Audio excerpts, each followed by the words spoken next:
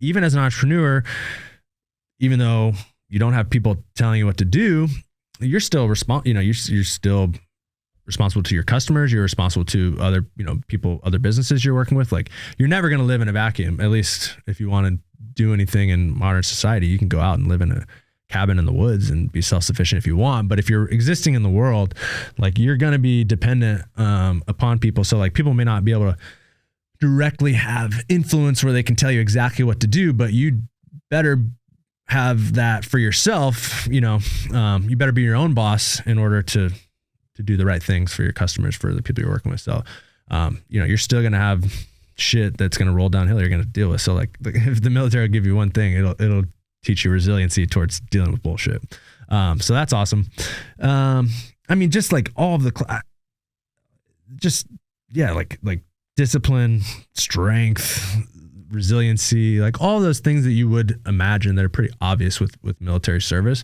Like, those are skill sets that, outside entrepreneurship, jiu-jitsu, freaking being a, good employee, like any of those things, like, the military provides a very nice training grounds for life, and develop those soft skills, like just develop skill sets that are anything that you can think of, like, that's like, oh, that's a person of good character. There's pretty obvious things that I think most people, they're willing to see things through.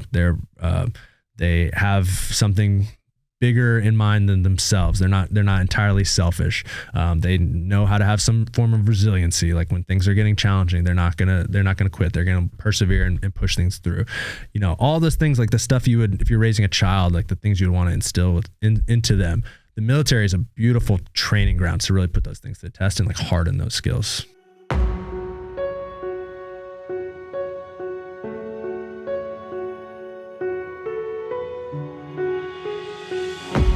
Hey, welcome back, everybody. This podcast has afforded me the ability to meet and interview some amazing people. And fortunately for me, I can also call many of them a friend. This episode is one of those. I'm bringing back a repeat guest. So go back to episode 55 if you want more of his journey into the military, his time in the military, and his transition out. Also, I put out a request for questions for this guest. So thank you to everybody who submitted questions, because your questions are what drove this episode. We get deeper into his time as a Navy EOD tech, as well as a little bit more into the special operations community. We talk about the company that he started and has grown, Flowhold Jiu Jitsu and MMA supply company. And we talk about beginning and continuing the journey of Jiu Jitsu from his perspective as a black belt. I had a good time with my friend, so let's get into it. Here's episode 133 with Noah Oliver. I just realized I should have recreated it and had you drink a cup of coffee, going back to our original one, because you drank a cup of coffee then. Do you want one? Yeah, let's get it. Yeah, I just had a cup, but I'll stay caffeinated. Now, most important before we get going, is your website ready? Because they're going to see me wearing this hoodie and like sales are going to go through the roof. Yes, sir. Like, are you set up a bank of people answering phones? Yeah. I got a call center in the Philippines. That's right. Yeah. No, we're good to go. Because it's going to go. You're going to sell out like within the first 5 minutes. Yeah, I didn't have any hoodie. I was sold out of all the hoodies. Are like kind of a pain in the ass. What I want to start with by saying is, I threw out the question, hey, if you got questions for Noah, please reach out to me. And so for everybody who sent questions, I appreciate it 100%, because you're going to be surprised at the number of questions that actually came in for you. And I was nice. We're going to break it down into your time in the Navy, and then we'll go into whichever you would like to do, jiu-jitsu or your business. Yeah. But I've got them clumped. Cool. That's good. So yeah, probably better to answer on jiu-jitsu and business these days. I almost get so far removed, and I'm like, man, people ask me questions about it was like pretty obvious stuff about my job.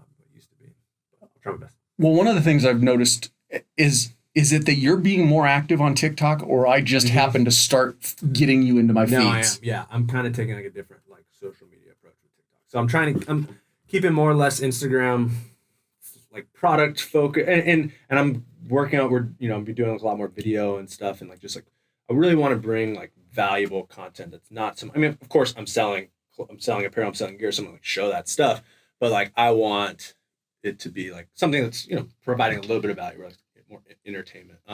But yeah, so that'll be like Instagram and like not so much me. And then TikTok, from what I've seen and people, I pay attention to like social media people and they're explaining. But TikTok seems that they, even brands themselves, like people don't want to follow brands so much. They want to follow people on TikTok. So TikTok's a place where I'm kind of like putting myself out there more, which is something I was like pretty nervous about and resistant towards doing kind of, but I think that approach is what works well on TikTok. I mean, just looking at the content that I enjoy on TikTok.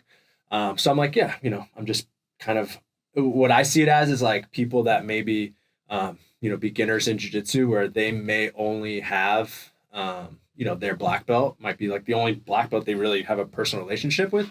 And so there might be things that maybe they're don't feel comfortable talking about or like feel stupid asking this question or like curious and like, yeah, they can search online, but hopefully maybe they get to know me in a way on TikTok and like have some sort of like trust in me that I'm going to give decent advice on jiu-jitsu. And I feel like that's a place where at this point in my life, I've had enough experience in where I don't feel like a sham giving like jiu-jitsu. If there's one thing maybe I can give some advice on, it's jiu-jitsu because it's what I love the most and it's what I've grown up in and all that. So like that's where I kind of see my place as maybe offering some value online is, just giving out kind of my take on things and suggestions. And, people sometimes like comment on the videos and like, hey, like someone was like, stupid question, but like, how do I even start jiu-jitsu? And like being so far past that point and like remembering back to being that white belt and like remembering those things. So that's kind of what I'm thinking for TikTok. It's funny though, when you explain that, and what immediately kind of came to my mind is no matter how old we get, we always revert back to, or at least for most people, it seems like we're back when we were in school.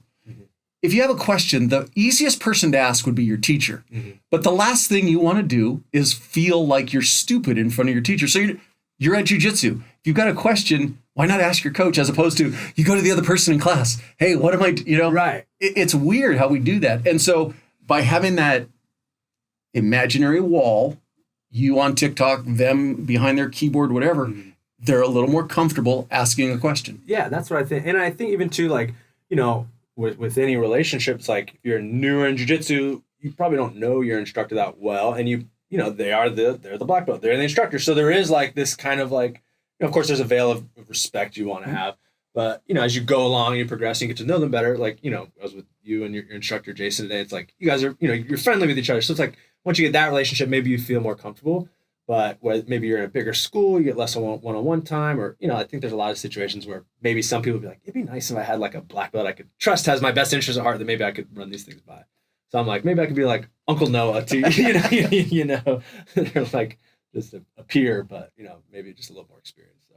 And that is one of the things that actually Jason has said repeatedly. When I first walked into his studio to basically sign my membership or whatever, I just come from work, so I was still in a tie. Mm-hmm. And he'll joke with me and go, man, I saw you walk into my studio. And he goes, even though we had already been texting, he goes, there's no way in hell I'm ever going to be friends with that guy. Yeah. And then you spend enough time on the mats and you spend enough time around each other. And all of a sudden you start learning like, we're all the same. Well, dude, and that's, I think, one of the coolest things about jiu-jitsu. It's another parallel in the military too. It's like just the diversity of people you have on the mat. But yeah, you're a police officer in a suit and tie and, and obviously that comes with its own ideas of what that might be. And you're way more than that. Right. And it might take some time to learn that about people with anything. And then Jason's this like tattooed up to his neck, tattoo artist, jiu-jitsu guy, cauliflower ear.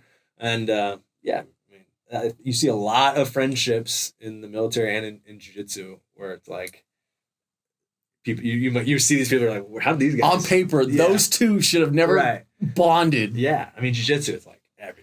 You got freaking degenerate stoners to freaking doctors to, all sorts of races and sexes and creeds and whatever, so jiu-jitsu is a great little melting pot, I think. Well, we're going to get into the questions. Cool. And the first one is the EOD pipeline. Mm-hmm. And one of the reasons why I wanted to have you back is because your short where you talk about the EOD pipeline constantly gets me views. So that's kind of where this is coming from. The question that came was, for somebody going in, is there a specific EOD pipeline or contract based like the SEALs? Or is EOD something that you have to go get your rate first and then go to EOD? No, it has a specific pipeline. And, I'm not super up to date on everything, but I'm pretty certain that is the case so all special programs now in the Navy. And this was before, when I came into the Navy, that was the case. And I think it, probably 10 years maybe before I went into the military was when all that changed. But it used to be with any special program, you would go in and you'd have to go to like a traditional rate and go through that A school, get your rating, go into the fleet for a little bit, and then put in a package to transfer SEAL, SWIC, EOD, diver, rescue swimmer, I believe are the 5 like special operations programs within the Navy. So that was, long before I went into the military, that was the way it used to be from when I went in. And I'm pretty certain it's the same way now, that you pick your rate going in. Now with that, you do have to get like some extra, you go through a little bit extra in the recruiting process to get that. So like you have to do a PST, and you have to, like every job, you have to have a certain number on your, there's different ASVAB numbers for different rates and stuff. But with addition to that, you just do the physical portion, which is the PST, which is like the physical test for the special operations in the Navy. And then if you get that, you're good to go. There's X amount of contracts, so you're kind of competing. You get your contract. Once you get your contract for that rate for EOD, then you're good to go, and you'll go into boot camp. This might be something that has changed as well. But when I was going in, they had 800 divisions. That was like a separate, like everyone in your boot camp class was going into some sort of special operations. So it was either rescue swimmer, diver, EOD, SWIC, or SEAL.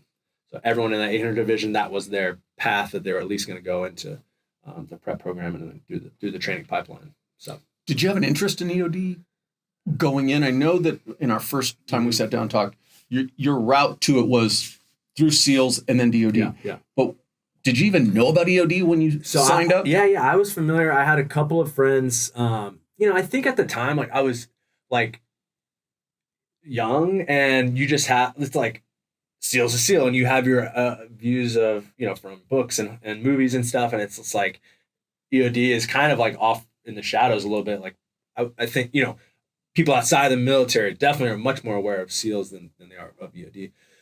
So I kind of just like I read Lone Survivor when I was 17 or something. That's kind of when I was like, oh, I want to be a SEAL. So that was, and then through, I don't get too into the backstory, but did ROTC for a couple of years at Florida State, and then wound up, leaving ROTC and just enlisting after college. But I had a good friend who wound up, we stayed friends. He did go through, he was a prior diver, and he was going as an EOD officer. This guy, Jason Tucker, was there. And so when I first got there to like ROTC, he was in his last semester about to go and become a EOD officer. So he was there, and I remember him like telling, he's like, dude, you should really consider EOD instead of SEAL. And I was like, whatever. I was like, had my mind made up kind of thing. And then in my mind too, I honestly was like, it seemed scarier to me. I'm like, I don't want to freaking be disarming stuff blows up. Yeah, like I'm like, it seems like, I don't know, it like running and gunning, you have a little more control over the situation. Maybe that was my opinion back then, I guess. But yeah, so that was like pulling a little bit of the history. Mm-hmm. So SEALs grew from the old UDT teams, and isn't that basically EOD's mission? Yeah, exactly. So it kind of split. That was kind of like the split off. And again, there's people that can definitely explain the history better than me. But they all stem from UDT. So like I guess kind of EOD is more like what the old school UDT mission, and for me specifically, like my deployment in the Navy was the traditional UDT mission. Like that's what we were training. We went to Guam, and we would go like island hop from there. But the whole thing was like the VSW, the very shallow water zone from 40 feet inland. So like you imagine D-Day when the amphibs are coming in and loading on a beach, people are going in and clearing the explosive obstacles beforehand. So that was the UDT mission, like in D-Day. And that's what I was doing when I was in the military in 2016. We were doing that. We were doing like training with Korea and stuff. And like areas, if there was a war with like North Korea or Iran or something like that, like that would be a very prominent mission that would apply to like present day, right? Because there'd be beach landings and you have to clear those beaches. So, and that stuff's moving. We started working with robotics. Who knows to what degree, like how much there's going to be a man in the water at that point. In fact, the Navy, we had, and in our team, we had other rates that had gotten like trained up in driving the UUVs, the underwater vehicles that would like go through. And I think that's now, I just saw it announced like a week ago, maybe, that's like its own rate now. It's like I forget exactly what it's called, but it's like underwater robotics. So now that's going to be its own job, which I think is great. But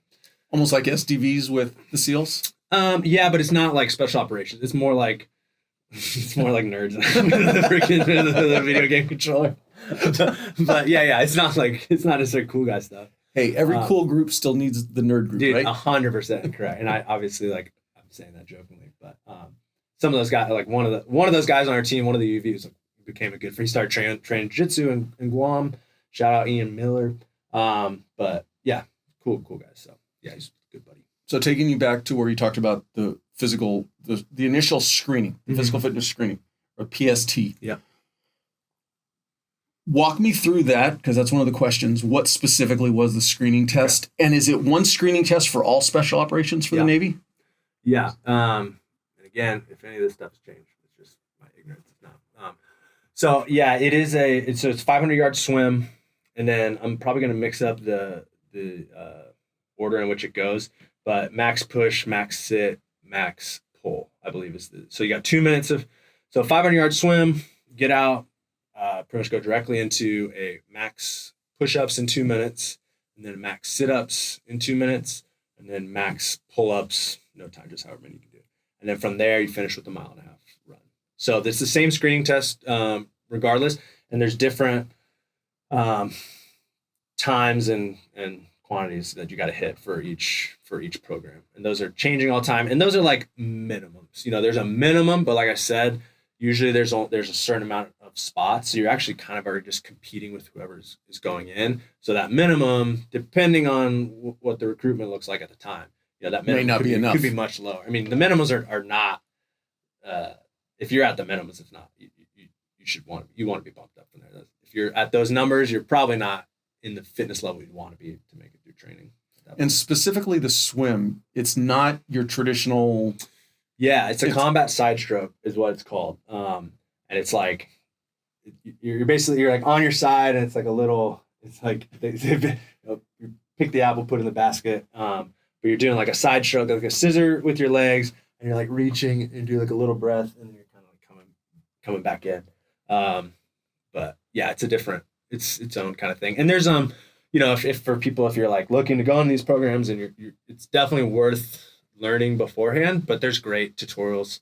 If you like look up combat side stroke, I think a guy, Stu Smith, who does a lot of SEAL prep work, I know he has like an older video out there on it that I watched when I was like younger. So I think that might be one of the still main ones if you search on YouTube. But yeah, there's plenty of stuff. I mean, the stuff you can, stuff like this. I mean, there's so much information for people that want to go out there. But yeah.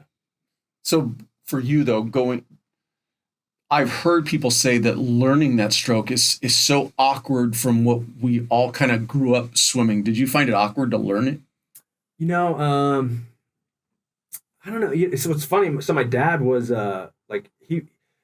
so there's the diver rate, and then there's this. My dad was like a radio tech on a sub, but every sub has scuba diver qualified guys as a part of the sub. So like when the sub would get into port, they send out the divers and they check.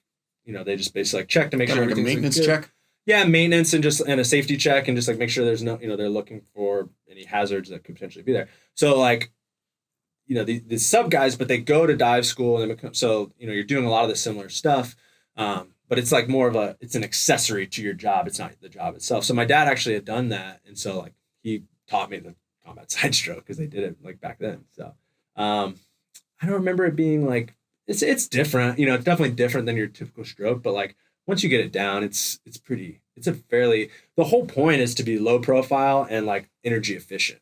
I mean, of course, you could try to, you're basically trying to get like a 9-minute swim, more or less. Sub 9 is a good time relatively. So like you're still pretty winded by the time, but generally speaking, you're doing that same stroke when you're doing like 2-mile open ocean swims too. So it's like, it is an efficient stroke. So it's nothing like crazy. It's not, it's way hard to learn a butterfly or something like that. For you, and you talked about the pipeline when we first sat down. But the question now is, going through that pipeline, which did you find the most challenging? Like just like the training, the training duration. The EOD pipeline.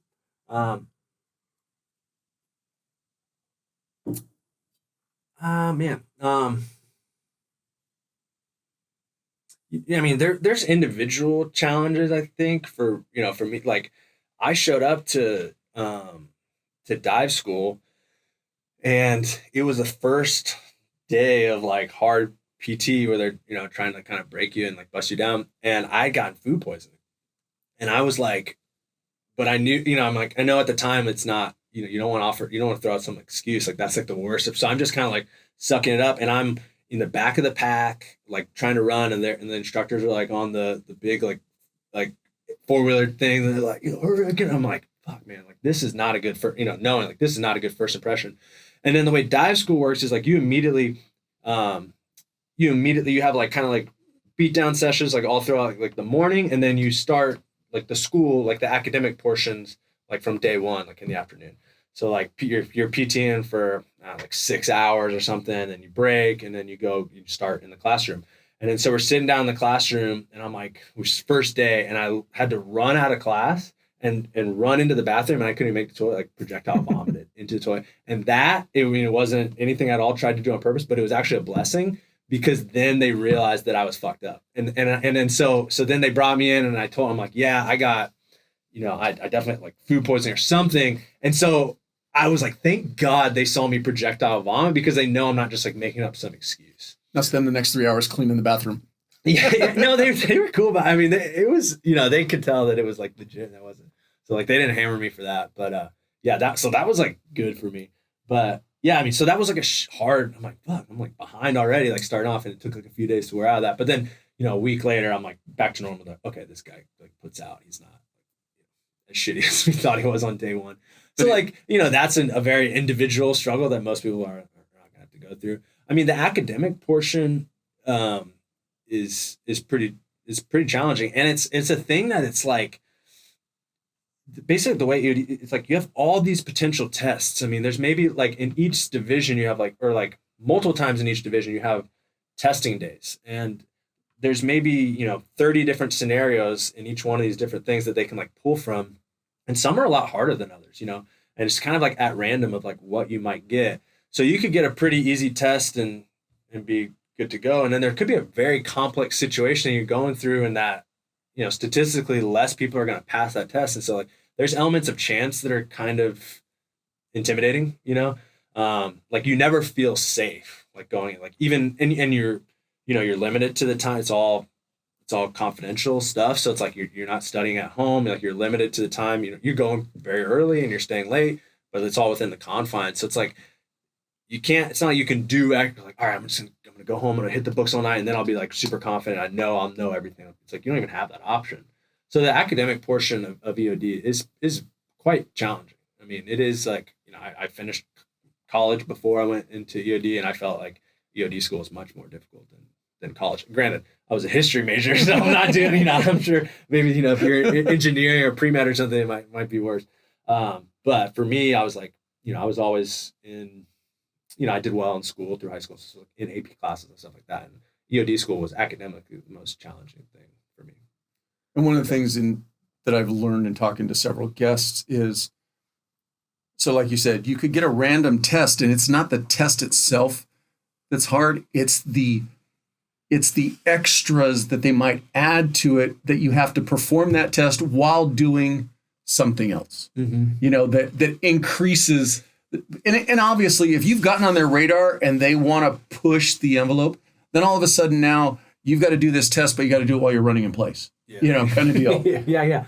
I mean, yeah, you're doing, in the IED portions, you're solving these complex problems in a bomb suit in Florida in July. And it's, so it's like, there are a lot of different variables like going on. You're doing biochem stuff, same thing. You're in a chem suit. Once you get to underwater, you're underwater and doing these things. So like, yeah, there's never going to be a single problem, but obviously they do that for a reason.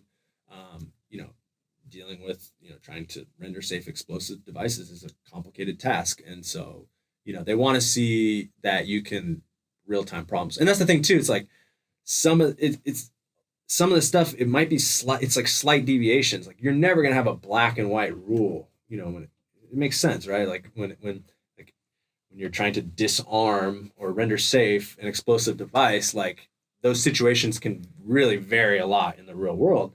So like they want to set up the school where it's not, you don't have the type of student that can make it through this school that's just like, all right, I read the list and you do A and then B, and then I got that memorized. It's like, no, because you're going to come into a situation where you need to critically think, and you might need to deviate from what the steps 1, 2, and 3 might typically be. Like, oh, there's a subsection B here I should consider, kind of stuff. It's like they don't want a robotic like thinker. They want someone that's like has the capability to creatively problem solve.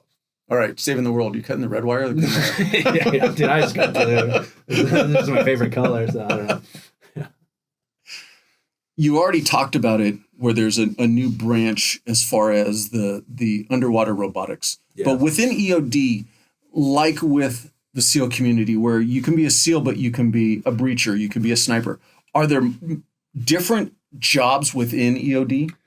Yeah, it's not. I wouldn't. It's a little different than that. Like with the SEALs, like I mean, you can go to you go to a lot of different schools and you get like qualifications. But really, a lot of like the job stuff is more mission based. So like I mentioned, like me doing the VSW stuff, like that was the platoon I got put on, and that was our deployment cycle, and that was like the mission. So during that time, that's what we concentrated on.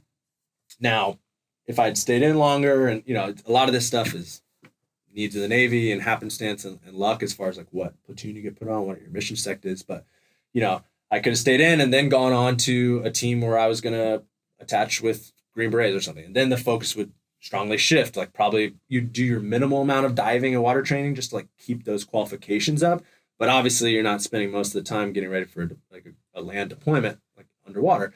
So then you're going to shift all your skill sets to tackling IEDs. You're going to hone up on your shooting. You're going to do more air, like all that kind of stuff. So you have all these different skills. It's, I mean, arguably too diverse in my opinion, like to try to keep up with all of these things. You have your like traditional ordnance, like there's EOD guys, you're going out, that's why there's EOD guys on every like aircraft carrier. There's always an EOD platoon there, because if one of the jets is carrying an explosive and it pops off and it skids on the deck, like EOD comes in, they need to be there ready. That's why the carrier deployments are so boring and guys hate those deployments. It's a good time to get like quals and stuff. But realistically, like you're sitting around like waiting a lot, and then maybe you'll get pulled off, like heloed out to go do something fun. But for the most part, you're just cruising around like waiting for a freaking bomb to drop off of a plane if that happens, But that's why those guys. So you're doing everything from that to underwater to being initial response. If there was some sort of, they have specialized teams that go in, but everyone has a cursor level of like biochem nuke stuff, because they need an initial response team until those super specialized units can come in. You have to have a baseline understanding of that. You've got all your underwater stuff. You've got all your land training, IED, shooting, air ops, you name it. So it's a lot of skills to keep up with. And then so whatever your platoon mission section is going to be, that's where you're going to devote majority of the time, but you're still responsible for like maintaining at least a level of proficiency in those other skill sets. One question I have, and then I want to go take you back a little bit, and this is not one of the questions that was sent in. You mentioned when you first went into basic training or boot camp, you're in the 800 group because all 5 sections are in a kind of a, not necessarily separated, but they know they're going towards the special operations community. How far, once you come out of boot camp and start heading into the training pipeline, so obviously everybody hears about BUDS and Hell Week and all that kind of stuff, but how long are you guys still traveling through the training process together, or do you immediately divert as soon as basic training's done? Yeah, like everyone that's like on a SEAL contract from that boot camp class will go into a pre-BUDS class together. And a lot of times there'll be multiple 800 divisions that will make up a class that's further, So like you'll have a couple of different 800 classes that join together into a pre-BUDS class, or the same thing with dive prep. So if like you're going EOD or diver, then you go straight into a dive prep program. And then I'm not super familiar with the SWIC or rescue swimmer pipelines, but I believe they have a similar thing. So now, like each one of these programs has like a prep program. So you'll go, and that's kind of like, I don't know. I think they were trying to basically like get more people to pass through the programs. I don't think it really achieved that. It's just a longer time that you're getting shit on, basically. So I mean, but people quit in the prep classes and stuff. So there's a weeding out process there as well. But they give you like some really cursory skills towards what you're going to need in the special programs pipelines. But yeah, so you all go to a pre-class together, and then pretty much you're with. I mean, you have a lot in all of these programs. Like you have a lot of rolls, drops. Also, you know, I rolled like a couple of times through an EOD. Like I had a family emergency one time, and I got pulled out of my original class, and then they kept going, and I came back and joined the class behind them, and then I tore my pec while like right before as I was finishing up traditional EOD and going into underwater EOD. So then I got rolled again. I actually worked in the dive locker for like 3 months, just as like a little peasant, like sweeping floors and helping out. But that was cool too. I got to learn some stuff there. But so like things like that happen all the time. So yeah, the people are going to go, and it's going to be with the group that you were with, like from boot camp to a degree, but people are going to drop in and come out. But you become familiar with the guys in the classes before you and after you as well. You know, you're all stationed together, and you're all like interacting, and you're seeing each other often. So it's like you kind of get to know a lot of the people in your surrounding classes too. So like when you if you get rolled back, you know, you have buddies in that class too. That brings up another question then that I have. Your pec injury, was that the most significant injury that you dealt with, or were there other injuries that you had to deal with? Up to that point, that was, yeah. That was, it was like a partial tear of my pectoral tendon was that tear. Any other significant injuries? Post that, yeah. I mean, I had shoulder surgery on that same side. I got shoulder surgery, anterior and posterior labrum tears on my left shoulder. And then my most significant injury by far was my back. I mean, my back was a thing that I dealt with like in periods over the years. I mean, I got in a pretty significant car crash when I was 17, and that's like when the beginning of my lower back stuff started. And then there'd be times throughout the military where it like kind of flare up and stuff. But then in 2020, it was 2020 it started. That was a full year of like off the mats, and like the first 6 months of that, I'd say the first like 3 months of that was really not even being able to walk, like for the most part.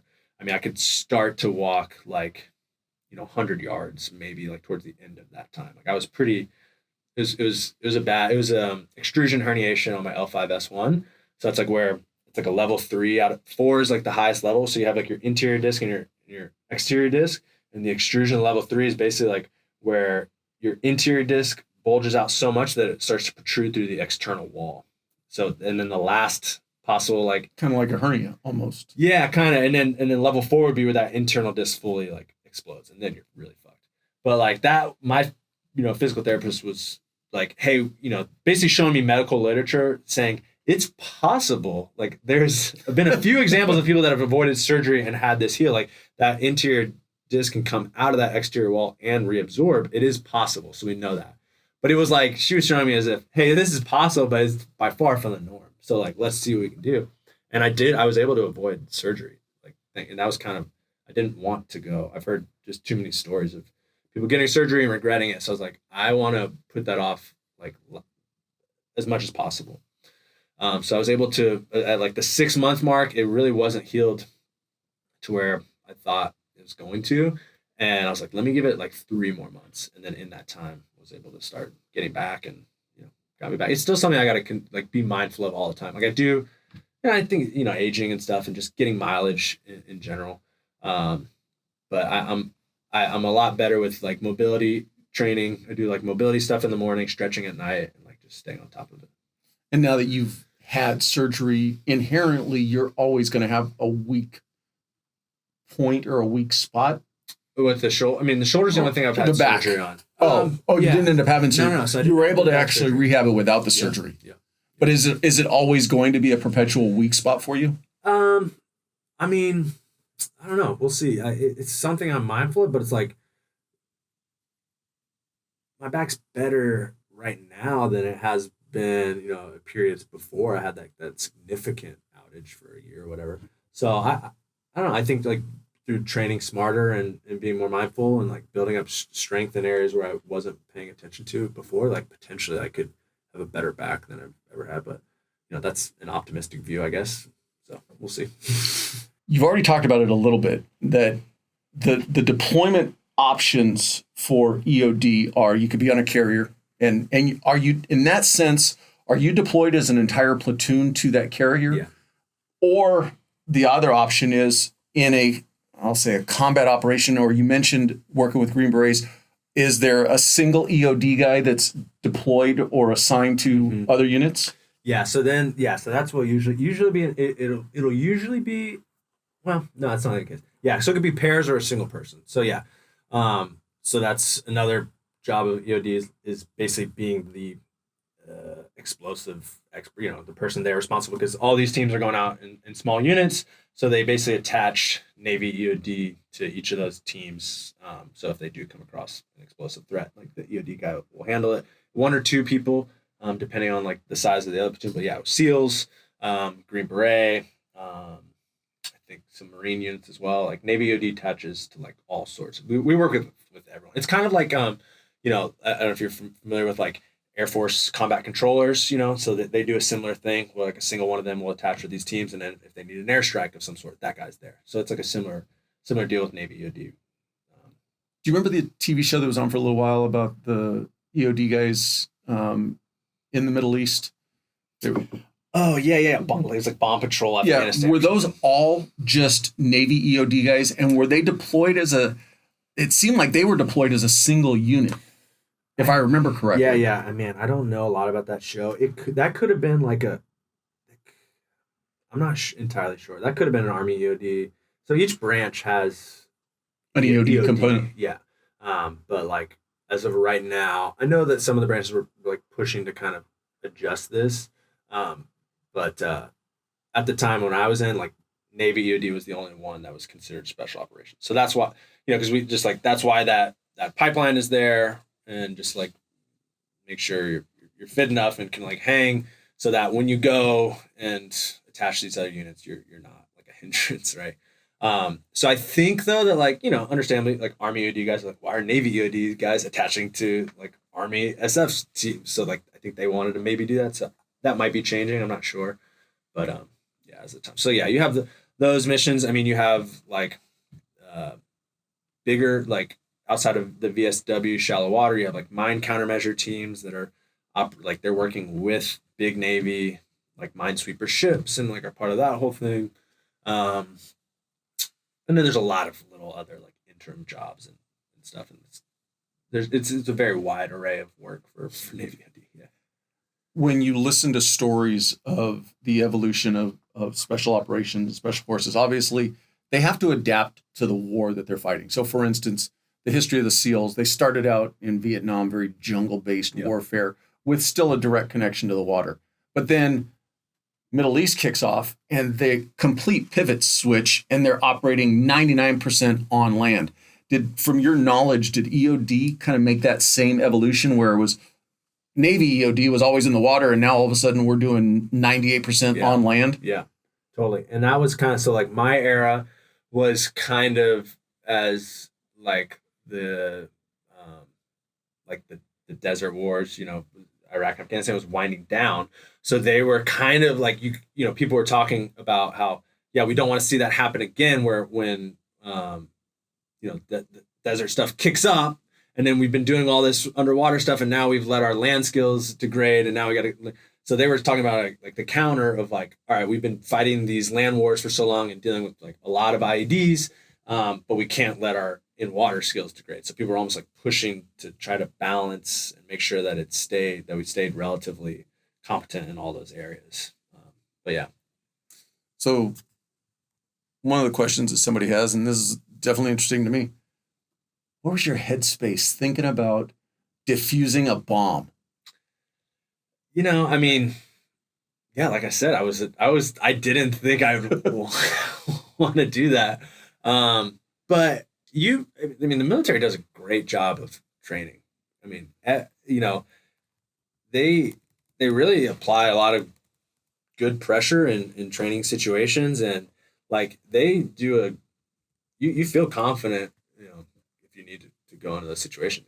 I didn't have a super impressive military career, and not not because I didn't want to, but you're stuck. You get on the platoons that you're assigned to. So like for me, I when I was joining up, like I wanted to go and fight in the desert and do all the cool guy stuff, and then I wound up spending more time in the water, and it is what it is. So I never disarmed an idea. I had one call while I was working with the Secret Service at the White House where we had a vehicle IED, and I mean that was a pretty exciting time. But for the most part, like I didn't do any real shit. Realistically, all the stuff's in training.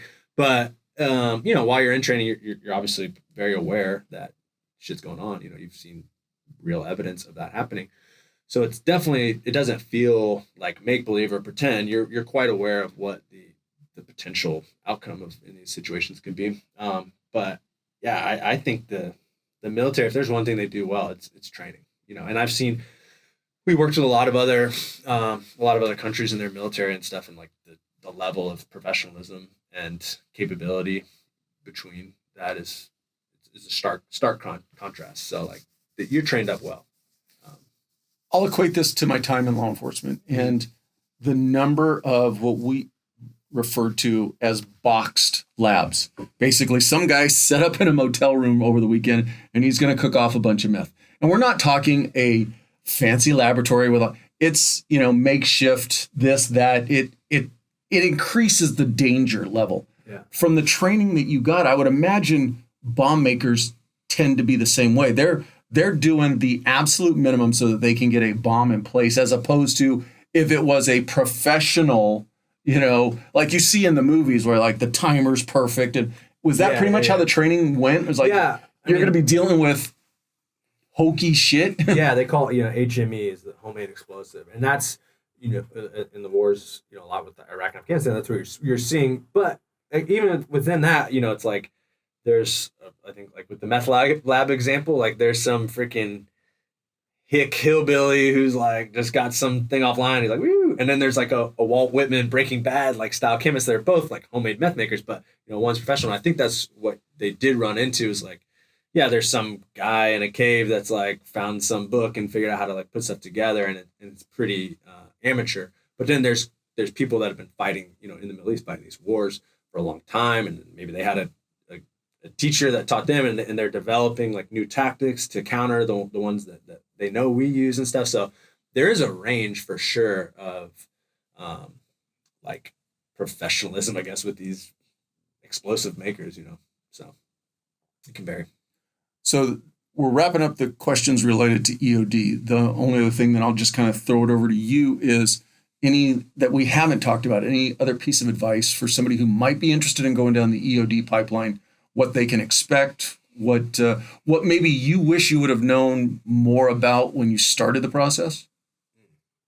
I mean, like specific stuff, I'm not entirely sure. I mean, I would say the one thing that I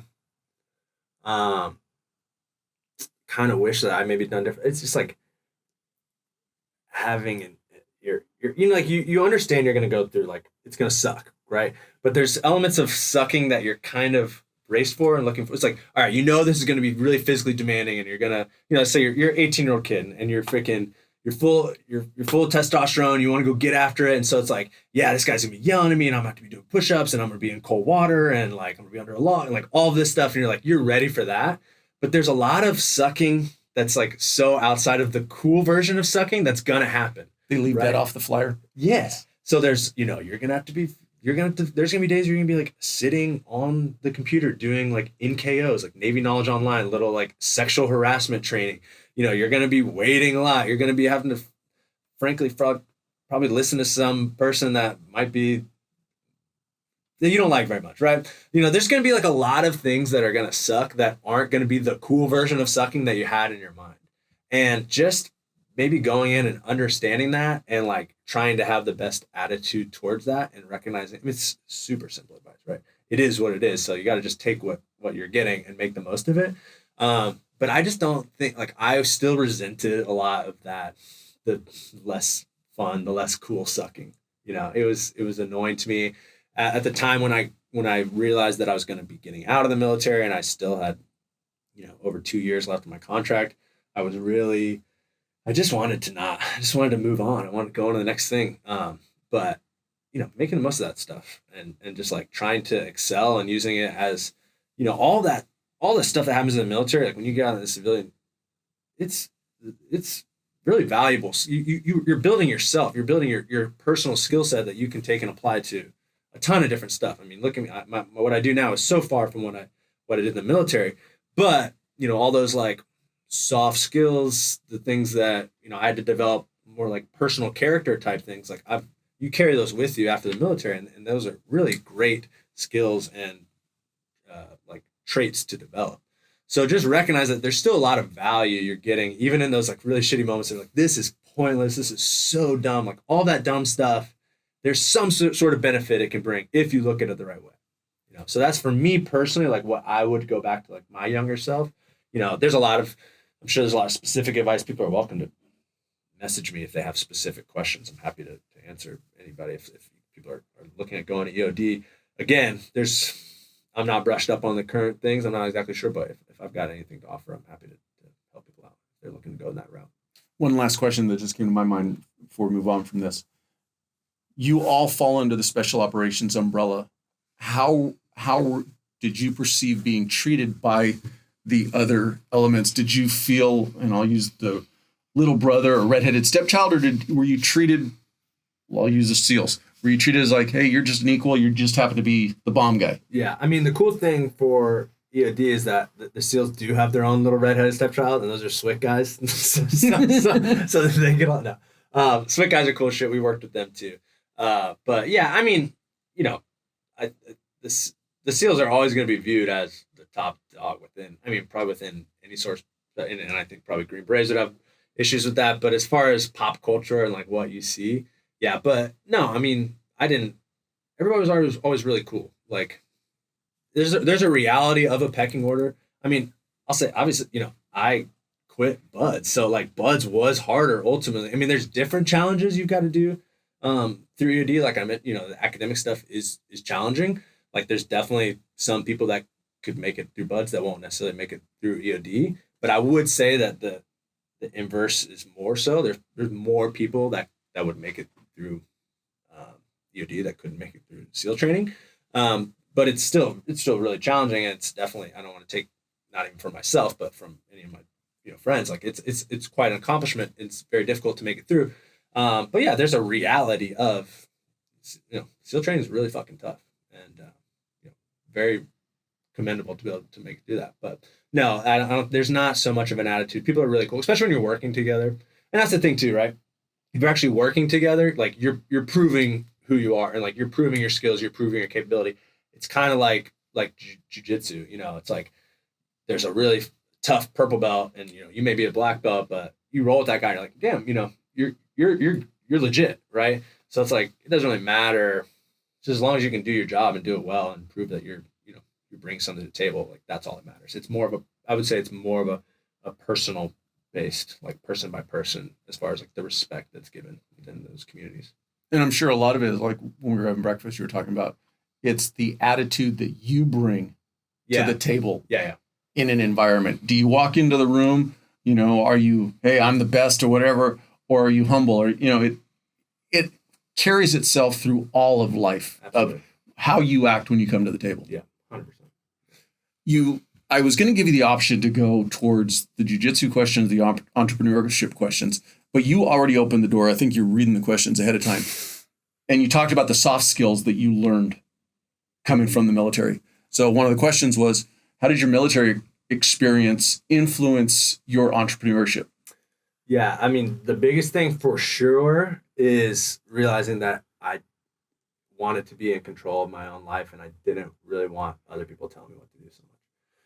So that was probably the biggest thing that I got from the military. And again, my mindset when I got out of the military in 2018 till now, my mindset shifted a lot. But I was pretty fed up and just over it, like over having a chain of command, having a guy could tell me what to do, who has a guy I could tell him what to do, has a guy tell him what to do, and then it's like you're just at the bottom of that line, just getting shit on all over. Like I was over that.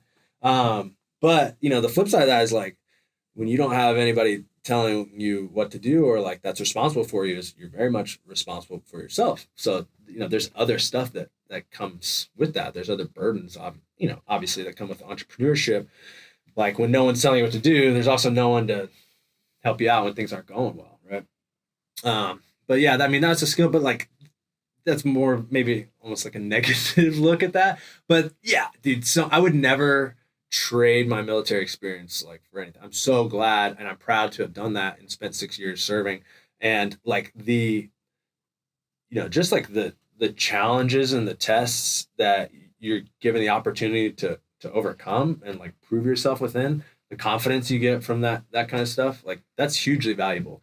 And I mean, being in shitty situations, learning how to just put up with stuff that sucks. Like I said, there's the cool sucking and then there's all the other sucking too. And you just like eventually learn how to like put up with that. And even as an entrepreneur, even though you don't have people telling you what to do, you're still you're still responsible to your customers. You're responsible to other, people, other businesses you're working with. Like you're never going to live in a vacuum. At least if you want to do anything in modern society, you can go out and live in a cabin in the woods and be self-sufficient if you want. But if you're existing in the world, like you're going to be dependent upon people. So like people may not be able to directly have influence where they can tell you exactly what to do, but you better have that for yourself. You better be your own boss in order to do the right things for your customers, for the people you're working with. So, you're still going to have shit that's going to roll downhill you're going to deal with. So like if the military will give you one thing, it'll teach you resiliency towards dealing with bullshit. So that's awesome. I mean, just like all of the, like discipline, strength, resiliency, like all those things that you would imagine that are pretty obvious with military service. Like those are skill sets that, I mean, outside entrepreneurship, jiu-jitsu, freaking being a, good employee, like any of those things, like the military provides a very nice training grounds for life, and develop those soft skills, like just develop skill sets that are anything that you can think of, like, that's like, oh, that's a person of good character. There's pretty obvious things that I think most people, they're willing to see things through. They have something bigger in mind than themselves. They're not entirely selfish. They know how to have some form of resiliency. Like when things are getting challenging, they're not gonna quit. They're gonna persevere and push things through. All those things, like the stuff you would, if you're raising a child, like the things you'd want to instill into them. The military is a beautiful training ground to really put those things to the test and like harden those skills. And not to underplay it, but the military probably put you in situations that 98% of the world has never experienced life that tough to really build up, if nothing more than just your internal fortitude. Yeah. Yeah. I mean, there's stuff that I was like in the middle of it going on. I'm like, it finishes up and you're like, all right, like I did that. I've got that feather in my cap. And, you whatever anybody else wants to think about it, when you accomplish something that you're not certain you can, and then you get over that hump and you've done it, there's a certain way you're able to carry yourself into that next situation. And then the military gives you reps like that. So you're constantly being faced with these challenges that are a little overwhelming at times. It can be tough and you're like, fuck. But there's pressures and you got to do it. And I just don't think there's like some of the stuff outside of the military. It's just the opportunity is not presented. So for those who listened to the first episode, your foray into this business that you have today, Flowhold, actually started with socks. Yeah. I'm going to throw you under the bus because you haven't taken my idea and created jiu-jitsu neckties yet. I still feel offended by that because that's a great idea. Okay. But noted. When you made the decision to transition from socks to actual MMA apparel, the question is, what was the first step or first couple steps that you made to put this business in motion? Yeah. So yeah, just real quick, like I was going into business school after the military. I was starting to have to like dress up, which I hadn't in a long time. And it was at a time when like party socks, like fun socks were cool. And I was like, oh, there's no jiu-jitsu socks. So let me do that. And the reason why I did that, there's still no jiu-jitsu neckties. I'm just saying. Yeah. And what I realized maybe there's a reason. Maybe some things don't exist for a good reason. But I was genuinely like, I was too, I cared too much what people thought, and I was too nervous to like go ahead and be like, I'm gonna create a full, I wasn't comfortable with like sharing big ideas the way I am. And it's still, I do think you should, you don't need to tell the world what you're doing. You should show them, right? So, I don't necessarily, but I stopped myself from just launching it and be like, hey, I'm going to start trying to like create this brand, when in the back of my mind, that's exactly what I wanted to do. But I felt like I needed to niche down so that people wouldn't almost be like, what do you think? You think you're going to be able to create some, brand that people are going to wear and like and love, and it's going to, be able to support, all this stuff. But I was like, oh, I can do this little like side hustle deal and like make socks. And like, that's not like, no one's going to be like offended by me trying to like go out on this goal, because it's not too big. So that was kind of my mentality at the time. And then as, what happened was like the brand itself, like I created the brand, the name, and my buddy Alban is a graphic designer, and I sketched up the idea for the logo, and he went and made a really awesome final version of it.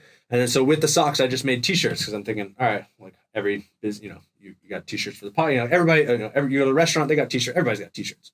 So I threw up a couple of t-shirts as well, and then the t-shirts sold better than the socks. And so I was like, okay, well, like, so there's clearly like at least some legs, like the brand, and that was, the very infancy of the brand. So like people at least dig the brand enough to like wear it on a t-shirt. And then I just kind of like wanted some jiu-jitsu, like training shorts that were more like board shorts. And so I'd already had some experience in kind of like product development. I had I sold like a surf poncho towel on Amazon. So I'd kind of like dealt with finding a manufacturer and getting samples and like tweaking that and like creating a product out of nothing. So I had like a little bit of experience with that. And so I took that and I was like, all right, well, let's just make first pair of Flowhold training shorts. And those training shorts, again, I'm still learning so much along the way. Like those first pairs, there was lots of issues with them, and they were fine, but those have tweaked and developed over the years. But yeah, that was like the first product outside of like t-shirts and socks that I did. And then I was like, well, just keep the note, do a rash guard, and then let's make a gi. And yeah, now it is what it is today. And you said something that was interesting, where initially, maybe it was a fear, maybe it was a hesitation, whatever you want to refer to it as, you didn't really want to dive into the deep end. So you're like, let me just do socks and see how it gets received, if I'm understanding correctly. So the next question is, once you officially saw yourself as a company or as a business, what were some hurdles or obstacles that you encountered that you had to get over? It was a lot of myself, I would say. Like it was in that time, just not having the clarity of vision, I'd say that I have now, and not really even being certain that Flowhold was gonna be the path that I was still like, obviously like I wouldn't start Flowhold and then just like have that as my primary job. Like that's where I'm at now. But I was finishing up grad school, my GI Bill was about to finish, and then I was doing like a contracted consulting kind of gig, and it was sort of just, it was finding the balance of like the energy and effort and attention that Flowhold needed in order to get to the point where it was actually like a legitimate business that I could then transfer all of my time and energy to. So it was like the challenge, I think, for me was like kind of getting it to a point where it was like, all right, I need enough momentum behind this to be able to justify the leap into full time. So it's kind of like trying to get it up while also still giving it partial attention, if that makes sense.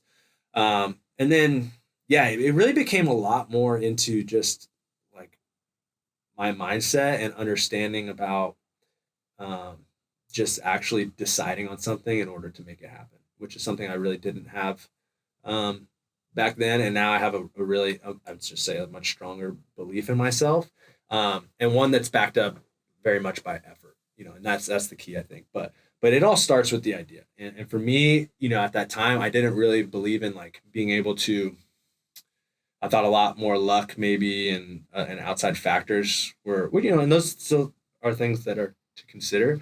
But I'm at a point now where I just think like, if I can imagine it and I'm willing to put the effort in behind it to see that idea through, that it will happen.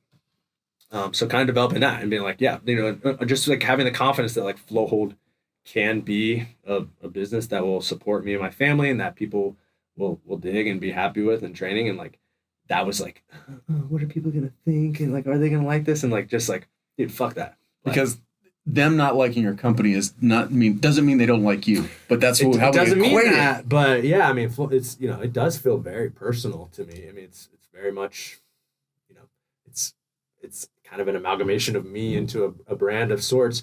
And I think there'll always be a degree of that. Of course, I've learned to separate it to a degree. But yeah, it does feel like that, and it feels really personal. But like, you can look like an idiot and fail at doing something that you don't even like doing or want to do. So like, why not just take that same chance and apply it towards something that has a much better upside on, if it turns out well. One of the other questions that came in was regarding any legal issues that you addressed getting into this. And where I'm going with it, I'm thinking you had the benefit of being in an MBA program. And you may not know the answer to this, how much more do you think you would have struggled had you not been in the MBA program when you got your business going? I mean, the reality of the MBA is that it's not, I mean, it was cool. I did my MBA at USD and they had some cool stuff for the entrepreneurship track. But the reality of the MBA is not for entrepreneurship. The MBA is built to develop corporate leadership, C-suite workers is the ultimate goal. So like most people, and again, I had the GI, I didn't pay out of pocket. I got paid my BH while I went to grad school. So most people aren't going to get an MBA and then go open their own business. Yeah. I mean, people might end up down the road, becoming an entrepreneur after getting some experience in a corporate world or whatever. But the reality is like, it's definitely not a smart investment if that's your move. Like, don't go pay $40,000 a year for an MBA to then start. Like, you learn a lot more just running a business or even, online, there's obviously great books and stuff, but like blogs and videos, like I learned more about the day-to-day of running a business online than I did for my MBA. The MBA gives you a really good, there's definitely value. I'm glad I did the MBA. I wouldn't, if I had to have paid for that, I don't know if that investment would have been worth the money it would have cost. But the MBA gives you a really nice, like broad picture of business as a whole. And it just like, I guess allows you to just kind of see what real businesses do, I'm so far from that, I feel like, but yeah, I don't know the difficult. I mean, I will say like just that time, those couple of years of getting out, having the GI Bill was a huge benefit of just being able to kind of, have some money coming in while I was figuring out exactly what I wanted to do. And like I said, I did that like kind of contracting consulting thing. So the MBA helped me get that. So that gave me like another source of income after school ended to keep Flowhold going and like being able to develop it while also bringing in some money while Flowhold, I wasn't paying myself for years out of anything. Everything that Flowhold made went back into the business because I didn't, I had no outside money. I just started it with like a couple $1,000s I had to get like the initial products going. And then everything that the business made is just saved and reinvested back into the business. So, I mean, it's only been, a year and a half, 2 years since I started even paying myself from Flowhold. So when we started out talking about your being more active now on TikTok, but at the start of it, how important did you see or how much did you embrace social media as part of the early growth and development of your company? I mean, the whole thing was structured. I mean, yeah, like the business is primarily driven off of social media, like as far as awareness towards the brand. But definitely like the strategies have changed a lot. I mean, when I start, like, it's funny because when I started Flowhold, like you want to present, or in my mind at the time, I'm like, I want to present, like people are not going to trust a company that's like this rinky dink, like startup, this like one guy who's just like filling orders out of the house kind of thing. So I almost like try to present as like a more professional company or like not lie, but just like, not like let in, like lead on, like, hey man, this is Noah. Like I'm the fucking founder you're talking to, and like answering your customer support email, whatever. And then now I think that the landscape of people's relationships with brands and businesses have also changed through Instagram and TikTok and social media in general. Like, I think people kind of understand small businesses more, and I think there's a lot of people that like supporting founder run companies. So yeah, like we were talking about with TikTok and like just putting myself more out there as a brand. Like, I want Flowhold and me to be separate, and I definitely don't want. There's a degree of like vanity that it feels like putting yourself out there, and I want Flowhold to be its own thing, because I really do believe it. Like, to me, it exists as like an entity. It is kind of its own thing. Like, I'm a part of it, but like so is like every single customer as well. It's its own thing. But yeah, doing like the TikTok stuff, like we talked about, of just me being more myself and like what I am. But the reality is, like, the beautiful part about Flowhold is that is based around Jiu-Jitsu and MMA, which is my main passion in life. So it's like, it's really easy for me as an individual to contribute a little bit towards the brand by just offering my experience of what I've had in this world, like in the world of Jiu-Jitsu and MMA, because it's what I'm really into. So like, makes sense. With the growth in, like you're sitting here with the new hat that's available and obviously, sweatshirts, but in your mind, have you felt like it's been a competitive environment that you're trying to stay relevant in? Or do you feel that you're just putting out a product and you're staying relevant in the space that you're operating in? Does that make sense? Do you, I guess the question was, how do you stay competitive in your space? And I guess for me, I was kind of interpreting it as maybe you don't even feel like it's a competition, as opposed to, I'm just putting out what I want to put out, and I happen to be in a space with other companies. Yeah. I mean, from company to company, I think, I think there's some really cool jiu-jitsu brands, MMA brands that have been around before Flowhold ever came. And there's definitely cool ones that are like on a similar level, started maybe around the same time, and they're like up and coming brands. And, at the same time too, there's some, to me, some really lame fucking brands out there. But jiu-jitsu, the way it's growing and the whole space, like, it's enough of a pool now that you can justify having all these different brands with slightly different personalities, if you will. Like, it's nice that people can find the brand that resonates with them, and it's a big enough pie of overall people that a smaller slice is still a significant amount, So yeah, I've kind of come now to like, it's cool. And then as the base has grown, just like not having to worry about so much if like everyone from my base is going to like this particular piece.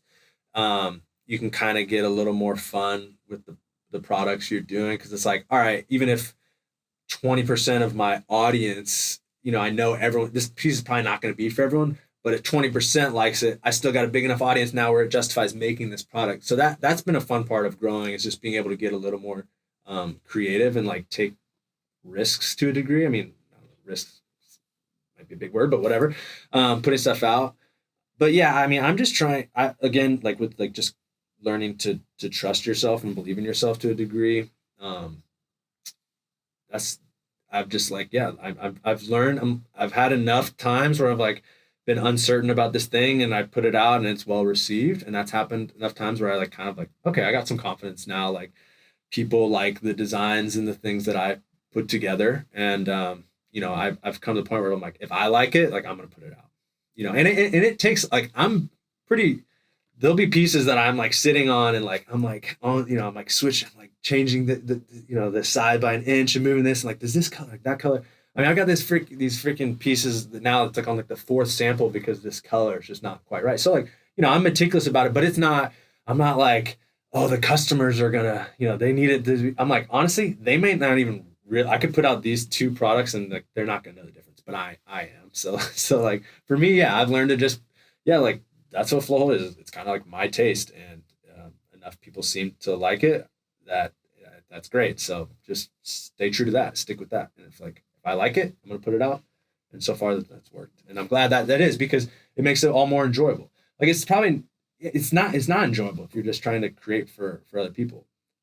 And this is like in every in every avenue, anything you're making, like if you've got to be aware, of course, but like if a musician or something, if you're trying to create some pop hit, like it's going to be soulless. It's not the real stuff is like, you can tell it's like from that person, like it's a creation from that person.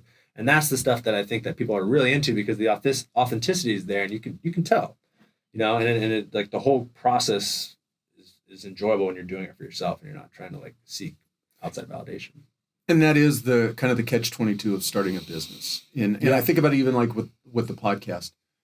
Yes, you don't want to be constantly changing the flavor of the month and trying to target a particular audience. You have to be true to yourself and say, I like this product and the people who are going to resonate are going to come to it. And something you said goes back to something I heard in the past is that you don't have to be the number one of your entity to be profitable, successful, whatever you want to refer to it as. Because the analogy I was given is Ford makes cars and Chevy makes cars, and people tend to like those. But that doesn't mean that Dodge doesn't sell cars. Mm-hmm. You don't have to be the quote unquote number one to be successful. Yeah. And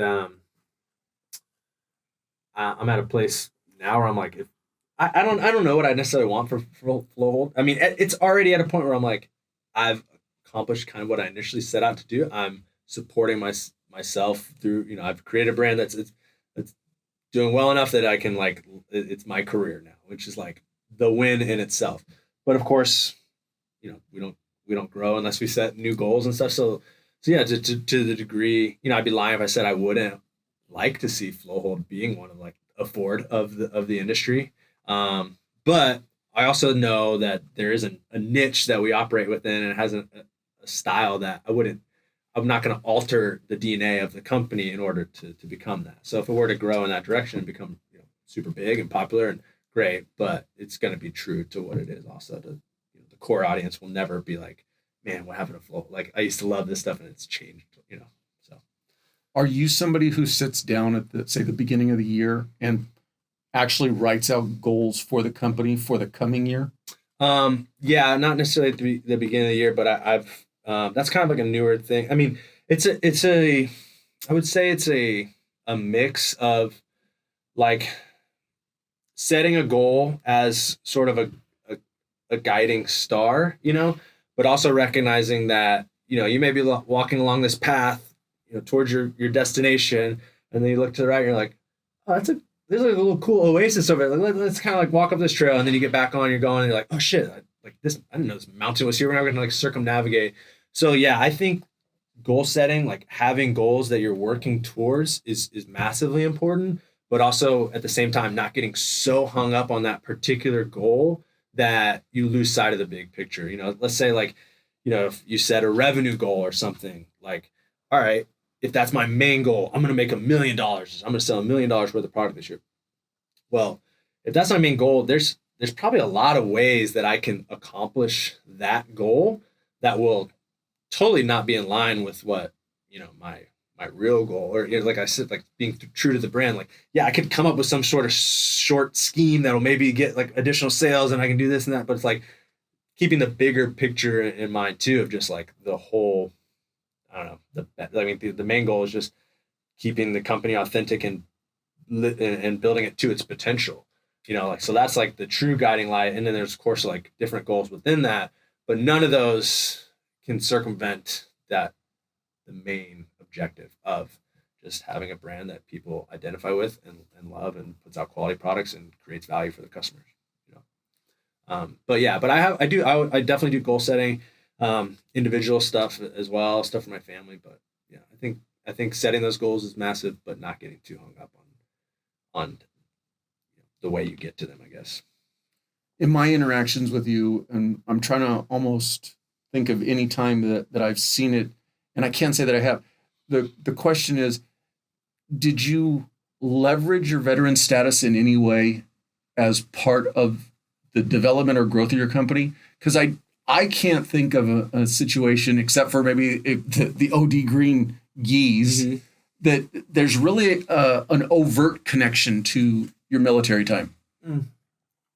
Yeah, I mean, it's like like I said, I'm proud of my service. I'm proud to be a veteran. So yeah, it's I put it out there as a veteran run company, but like I think there's plenty of companies that are like that's their niche. It's like veteran military. Like that's definitely not Flowhold.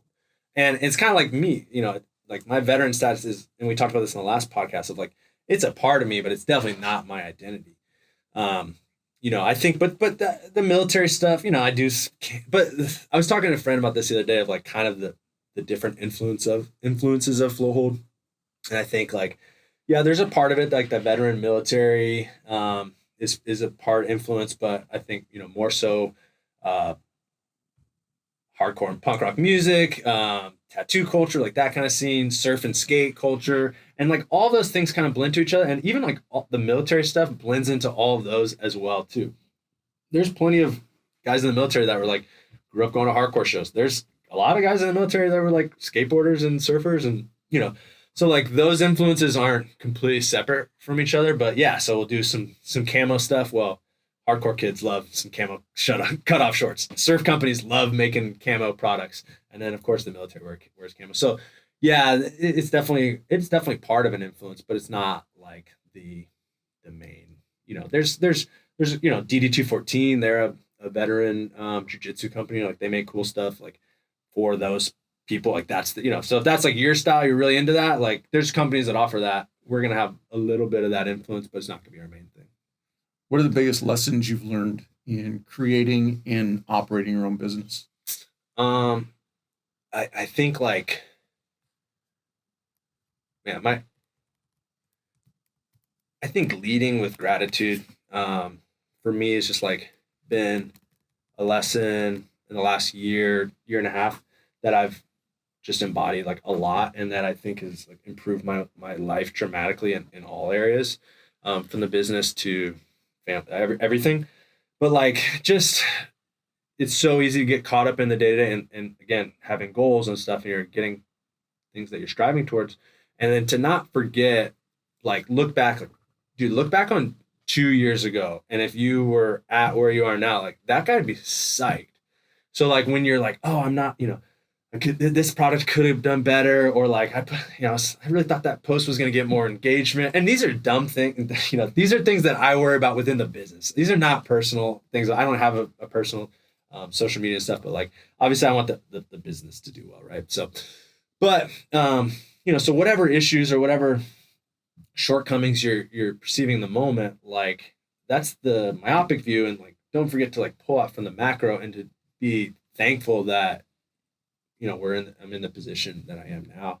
So like I just leading with gratitude for me in the business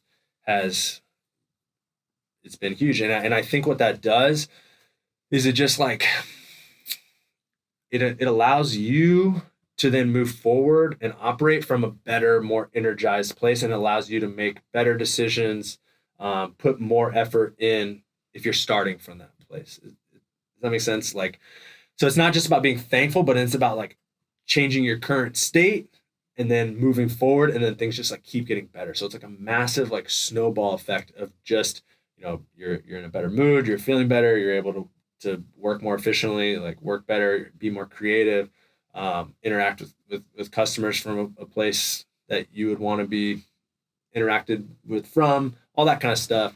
But for me in my life overall, that's just like probably the biggest change I've made of like, or the biggest thing that I've started focusing on that I felt like it has like a massive impact on me. It's just like gratitude. And then like you realize that it applies so much outside. Like I heard Bo Nickel talking about like Cale Sanderson, and that's like part of his 3 main things within coaching. Like gratitude is part of it. And he talks about like with the wrestlers, like going into competition, like just being like thankful that you're here, thankful that you're able to like do what you love. And I don't know, it's just not something I heard so much, or not something I saw like a focus on. Definitely in the military, you don't really hear the word gratitude a lot, or like people like, hey, like let's focus on that. There's some there's some moments that force you to do that, and you kind of get realize what you should be thankful for. But yeah, I think just like keeping that at the forefront of my mind has been the biggest shift in driving the momentum of the brand for me. I'm going to steal what you said, and I think that that's one of the things that I've definitely experienced in doing jiu-jitsu is you'll go through hard rolls with somebody, and at the end of it, 9 out of 10 times, 99 out of 100 times, the first thing you say is thank you. Yeah. Hey, thanks for the roll, brother. Yeah. You know, it's not disingenuous. It's, you know, you truly mean it. Thanks for smashing the hell out of me. Yeah. But thank you. Yeah. And so I'm sure some of that is a carryover, but one of the things I'm going to also steal, and I'm going to equate it back to the podcast, is I am truly appreciative of everybody who has offered me their time to be a guest and share their stories.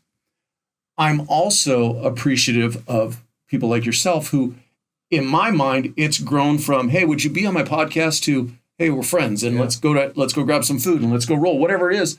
But I also look at what you said, where when you're creating something, you have to be true to yourself. And then you have to be able to look back at, you stayed true to your course, but look how it's improved. We're 2 years removed from the first time you were on this podcast. We were in your garage with one camera with headphones, and now we're sitting here in a studio, better microphones, 2 cameras. So I don't feel I've changed the podcast in what its goal is, but obviously it's improved over 2 years. So, you know, it's what it really resonates with me when you say that. Is like, find what is true to you, stick to what's true to you, and then regardless of what comes, be able to look back and go, I created this, and look how much it's come forward. Yeah. And I mean, for me, it's like, all right, my career is within the world that I absolutely love. My interactions are with people that are awesome. My customer interactions that sometimes start out with, oh, hey, you know, my order got messed up. I was supposed to get this. I got this. All right, we hop on, you know, or like they're calling me about it. And then it's like, oh, where do you train? And then now I'm just like talking to someone for 10 minutes. Like, all right, we're just like shooting the shit about jiu-jitsu. It's like, I get stuff like that. The fact that people, you know, like the things that I make. Again, like I said, like the fact that I'm able to like support myself through all of this, it is such a blessing. And for me to lose sight of that, it would be tragic, you know? So to just keep that at the forefront of my mind, I just feel I have more energy. I feel like I create better things I can accomplish in a day of just by being within that state. You know, it just allows so much. So yeah, I'm just super thankful for everything. Even like today, I'm like, whoa, yo, it's a Thursday. I get to go hang out with Paul, train. We trained over at Dedicated Jiu-Jitsu. Freaking everyone's super nice. Your instructor, Jason's cool as shit, like good rounds, good environment. We went and grabbed a bite. We're doing a podcast now. I'm like, this is my Thursday work day. Like, what are my friends doing today? Like, what have I done in the past? Like, this is work right now. So like, yeah, I'm grateful. Absolutely. So we're making the transition now to jiu-jitsu questions. Cool. My favorite. As a beginner, what would you say are some of the important fundamentals for somebody to focus on? I think like, you know, my friend, Adam, he's one of the coaches at Victory MMA. He put up like this video where he talked about it. I think he kind of nailed it. And he's like, you know, look at kind of like get your main positions down. So like, I think that's like the baseline is like understanding, you know, the positions and like what your kind of objectives are, you know, understanding the guard and the mount and back control and side control. Right.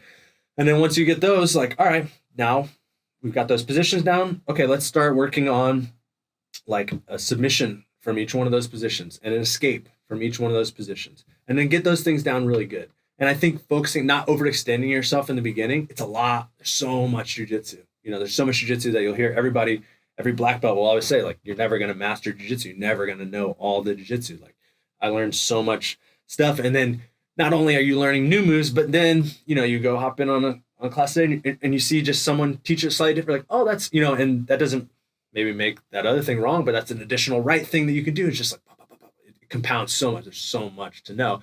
So when you're starting out with that in mind, it's so much to know and you don't have a foundation. So it's like, boom, boom, boom. It's like, man, how am I going to remember all this stuff? So I think picking a few simple things and like focusing on those and getting at least a decent baseline in each one of those, be like, all right, okay, I understand the guard. I know my objective here is to like not let them pass, and I can like off balance them with my legs. And I want to, be trying to like sweep and submit from here. I got that understanding. All right, now let's say, all right, what's one good submission from the guard? Okay, let's work on my guard armbar. And you're getting those reps, and it's like you get that one thing down. And now you're like, all right, you can do it under stress. You can do it with a resisting opponent. I've got that down. All right, maybe now let's focus on, that doesn't mean you can't take in new moves and like, okay, cursory. But I think like putting the time towards getting a good foundation in each particular move or section of that is a good thing to do. So not getting overwhelmed and trying to do, 1,000 things once and doing one thing 1,000 times and getting it really good and then moving on to the next thing is a good. It's like, it's a classic advice of how to tackle any big objective. How do you eat an elephant one bite at a time? So like figure that move out, get it really solid. All right, I got that good. Now let's move on to the next thing. So staying in that vein, from your experience, top 3 mistakes that you see all beginners make consistently, and how can they get better at avoiding making those mistakes? Top 3 mistakes. Like within training, like just moves and stuff. You're rolling with a new person, and it's like you almost know, okay, this is coming. That from the mistakes aspect. Yeah. I don't know if I can count as top 3. I would say like one for sure. I don't know if these are top, but I'll just like some mistakes that I can think of off the top of my head. If I come up with a top, I feel like I got to think on this. But these are just some. Maybe it's not Letterman. I'm not going to do the top 10. Yeah, don't hold me to it. Base and foundation I think is massive. Just people not understanding, when they're vulnerable as far as like overextending themselves and like not sitting back and stuff, like just getting swept in positions that are pretty easy to avoid. So kind of being aware of like, all right, if I got this knee down and this leg up, like that's my vulnerable point. Like I'm not going to be swept this way because my foot's planted, right? So if you can stop. So, but them not really having the awareness to think of which side is their most vulnerable. So they're still like just equally, dispersing their weight. Whereas like, okay, if I have this foot up, then I'm pretty good on that side. I really got to worry about being swept to this side. And then, so just kind of like focusing on that sort of thing. I think that's a simple mistake that people make. Let's see. One thing I think is huge that I learned. I mean, this is like something I started focusing on like a few years ago, like deep into probably like purple belt is like space and tightness, like arm bars. I know for sure, like people never squeeze their knees enough. Like it's like always like loosey goosey, like between the legs. But like when you get a good squeeze with your legs and getting that arm bar, like it creates so much less hip drive you need to like finish that submission. That's probably a pretty specific example actually, but I just thought about all new beginners are making that mistake. Yeah, I mean, I think there's stuff like I think like just like pressure and head position or something that you never really think about as a white belt. Like understanding that if you can drive and put pressure on the face or like turn the head, how much that's going to degrade the actual power that's going to be able to like come from the core and stuff. So like anytime you can put a shoulder in or a cross face or whatever and like move their head off of center line, I think that's applicable in so many different positions within jiu-jitsu. And again, these are definitely not top 3. These are just things off the top of the head. But for me, when I saw the question, what immediately came to my mind was not putting your hands in the wrong place. Yeah. Because I think for those of us who don't come from a wrestling background or anything, you don't realize that sometimes what you think is instinctual to put your hand in a specific on the mat or whatever, it puts you in a very vulnerable position. Yeah. And off of that, anytime you're putting like if you're on top and you're putting pressure onto the mat, that's pressure that's not onto your opponent. So you see that a lot with beginners, right?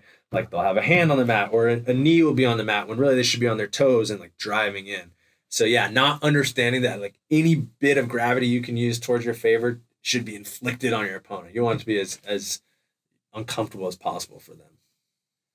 So this one resonated with me. Okay. Being an older beginner how do I progress when I'm always feeling like I'm just trying to survive? Mm-hmm. I would say that I think that might be more of a universal feeling than you may realize. Whatever your perceived disadvantage starting jiu-jitsu, like most people are going to be able to find some thing that they, it's like whether you're older or I'm smaller or I'm less athletic or, whatever, you can come with reasons why your jiu-jitsu journey is different than others, and everyone's is. But just recognize like that struggle is improvement, very much so. And this isn't necessarily specifically to being older, but in general, like I think something that's really easy to lose sight of is like your training partners are also progressing along with you. So if you're like, man, I'm just surviving here, and it's like I keep showing up, I'm putting in work, I'm coming to class, but like I'm not doing any better, than I was like 6 months ago. Well, yeah, like because you're competing with people that are also progressing, and that's a good thing. You want that. You want your training partners to improve because you're going to help improve each other. But there are definite things you should keep in consideration. I think if you're an older person training, again, like I'm 34, but I did start training when I was 17. So like we joked about, like I think I have miles like for a 34-year-old. Sometimes I feel like my body might be a little older. But yeah, anytime you want to train, I mean, anybody, I'm game. Yeah, you can have 55. Yeah, a 20-year-old might not understand like the actual difference. That they really may not get like that you're older, and it might be challenging. And it's going to take longer for you to heal and stuff. But I would say almost every professor is going to understand that. And if it gets to a point where like you have a younger person that's too much, like you don't have to roll. It's not, it shouldn't be considered rude, or you shouldn't feel uncomfortable. If there's someone that like you feel like, it's just not worth it to train with this person, like it's perfectly okay. You don't have to train with everybody. And hopefully like there should probably be at least a couple other like guys similar to age, and just like, get with those guys and talk to them. You should go into each training session understanding if this training session is going to be a more intense or less intense, and you have to be able to like calm your ego to like keep in line with that. I'm guilty of that too. Or days where I'm like, I'm feeling a little beat up, I'm gonna go.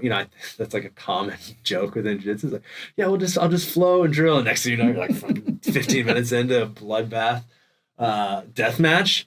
But as you age, like I think it's more important to stay strict with yourself in those things, and understand what are going to be your harder days and your lighter days, and be good about recovery. Also, like I mentioned with my back injury, like now I'm way more disciplined with doing my mobility work and my stretching. So those are going to be massive things. If you're an older grappler and you're not doing those things, that's a huge disservice to you. So there's going to be time outside of the jiu-jitsu gym that like you're going to need to put in. And there's so much good stuff online. For me, for my back, foundation training was awesome. Just plain stretch. Like I said, I like mobility in the morning and stretching at night. So I do like a light 20 minutes. Sometimes I'll start with the mobility and that'll go into like a weight training session or something. But I like to do just kind of whatever's hurting. My back's always like a focus. I'm always going to spend some time on doing some back training. If my shoulders are giving me trouble, I'll get on the bands with that. I'll do some knees over toes stuff for knees. Just whatever the particular injury is at the time, because there's always going to be one. Giving a little focus towards that and having a general routine. And that just gets my body good up and like running. And then I feel like I'm going throughout just my normal movements throughout the day. And this is because I train primarily afternoon, but if you're training in the morning, just do your mobility and go into training. But then throughout the day, it's like when I feel like I've activated my stabilizer muscles and stuff. So I'm like sitting at the computer, like things are a little turned on and I'm just not as achy going into training. And then post training, making sure I get a little good stretch in the evening. Having some sort of mats at your house is really nice if you can. Or, I mean, if you have a carpeted floor, carpet works just fine. But like my house is like, we don't have any carpet, and I got mats in the garage, but also now I have my toddler, like we got little play mats in the house. I'm like, oh man, just like having these here, just being invited onto the floor. And it's like, it makes doing those things, it makes stretching, where I may not, normally then I was just like sitting, playing with my son, watch TV or whatever. Like I'm on the floor, we're mats. All right, I'll start stretching. So like kind of like creating or removing barriers that might prevent you from that kind of stuff. So yeah, throw a few puzzle mats down, at the foot of your bed or something, and just have a little space that's inviting to do those things, and just prioritizing that like extra care. I think older grapplers, that's good advice for everyone, but sometimes most of those lessons sometimes can be, you got to learn the hard way. So even if you're younger, I think that's a good move, but yeah. For me, when I saw this question, what came to my mind is being that I came to the game very late. I mean, I was over 50 when I came to the game. Yeah, which is awesome. And where I take every opportunity to talk to the older guys. Yeah. You find that guy that's still on the mats into his 60s. Hey, I'm going to go pick your brain. 100%. And one of the consistent things that I hear from them is, especially if you're going into a new school, the first conversation you have with your professor, hey, who do I need to stay away from? It's not an insult to them. It's for your longevity, And then unfortunately, if you just have to over-engage or under-engage your ego, if you end up in that role with that younger kid who's just going, it's either just slow yourself down or just tap sooner than, and because you want that longevity. Yeah, absolutely. I think being clear with your training goals with your instructor is huge. And it goes from, hey, I'm an older guy, I just want to make sure I'm not getting hurt, I want to do this as a hobby, I learn a little self-defense. That's my goal. Or if you're like, hey, I want to compete, my goal is to become a professional MMA fighter, my goal is to win worlds, like whatever it is, pass that information along so your instructor knows like how to push you. And if you're like on the other end, you're like, I want to compete and I want to, okay, cool. Now I know, like, I'm going to ride you a little harder and I'm, going to put you through some more time, but I may not instinctively do that unless I know that those are your goals. I'm like, oh, I don't want to push someone and make them feel uncomfortable, whatever. But if you tell me, hey, I want to compete, then all right, it's on, let's do it. I'll help you get there. And you understand like the toll it's going to take. And then on the other end, hey, I'm not trying to be Billy Badass here. I just want, this seems fun to me. I want little okay, cool. We'll keep it fun. We'll keep it enjoyable. We'll make sure you don't get hurt. Like your instructor, majority of jiu-jitsu instructors are good people. There's of course some bad, but they should be looking out for your best interests. So if you, clearly tell them what those are, then it's going to be a better experience for everybody all around. Going to the learning process. So almost every class starts with an instructional period, and then it goes into situations or roles. What have you found has worked for you over your time in remembering the initial instructions? Are you a writer? Like, do you write in a journal, or what advice would you give for somebody trying to remember that stuff? Yeah, I've tried that in the past. I think that's a great tool if you're disciplined to do that. If you're kind of like have the personality that lends itself towards that. I like on seminars and stuff, I'll definitely, if it's a lot of information at once, I will try to write down everything I learned after, but typically I found that I don't go back into those things. But man, I am not honestly sometimes the best at, I had a conversation, my friend Sloan, he's an instructor over at Legion, and we were laughing about this, about like visiting a gym and like, say it's like no-gi and have, they don't know if you're a beginner or black belt or whatever.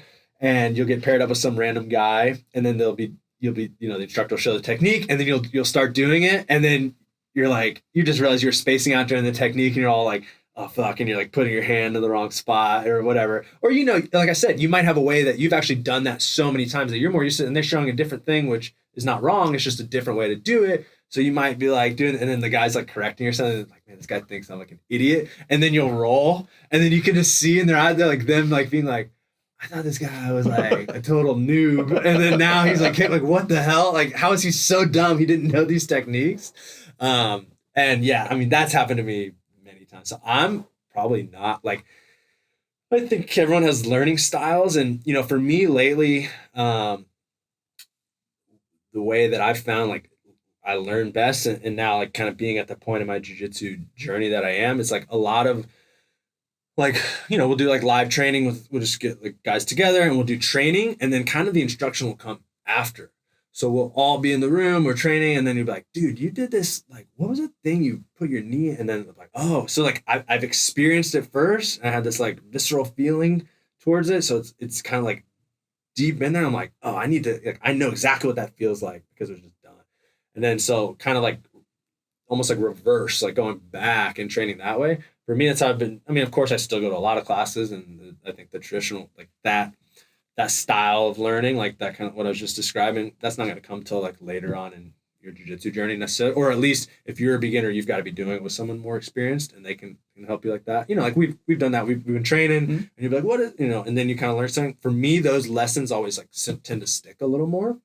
But you've got to do it like you got to go to class, do the lessons, do the drills and stuff. And then, yeah, I mean, I think just like, it's hard to try.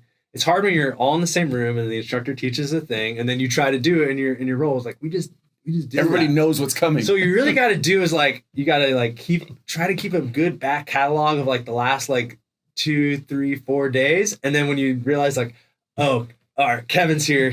Today's Wednesday. He wasn't here yesterday. I'm going to use yesterday moves on him. Then you can, you know, take what you just learned recently, apply it in a live role. And I feel like for me, that's when kind of like things click more, is when I am able to do it live. But again, it's really hard to pull off a move that everyone just learned together on someone. But I think at least within that same week of learning it, trying to enact it into your game is a good idea. I'm actually going to, not that there really needs to be an order, but this makes me think of, and it's in one of the questions. So obviously, as you're progressing, when you get the opportunity to roll with a lower belt, it's a lot easier to get those moves because they don't know necessarily what's coming. For you, what was that? Was there a specific pivot moment when you all of a sudden realized you were getting those moves on the upper belts? And when did that happen for you? You know, I was, what was interesting was like, when I started jiu-jitsu, I started at a gym that had a lot of people also starting. So like, my instructor who I started with, Marcelo, he had been teaching, he had like a small group that he was like teaching at like a normal gym. And I believe they were like in a racquetball court, and they would just bring in some mats and like throw down. So like they had a few, like, you know, 6 to 10 guys maybe. So like the gym, there was that core group. And of that group, I think, you know, it was like highest belt was a blue belt of his students. And then the gym opened and a lot of new people like signed up. So that was cool. You know, for me to be in that situation was like starting out with a lot of other newer people, because the instruction was tailored towards us. I was getting to grapple with people that were of the same experience. And you know, for me, like as a kid, I grew up, I was like the youngest in this cul-de-sac with a lot of boys.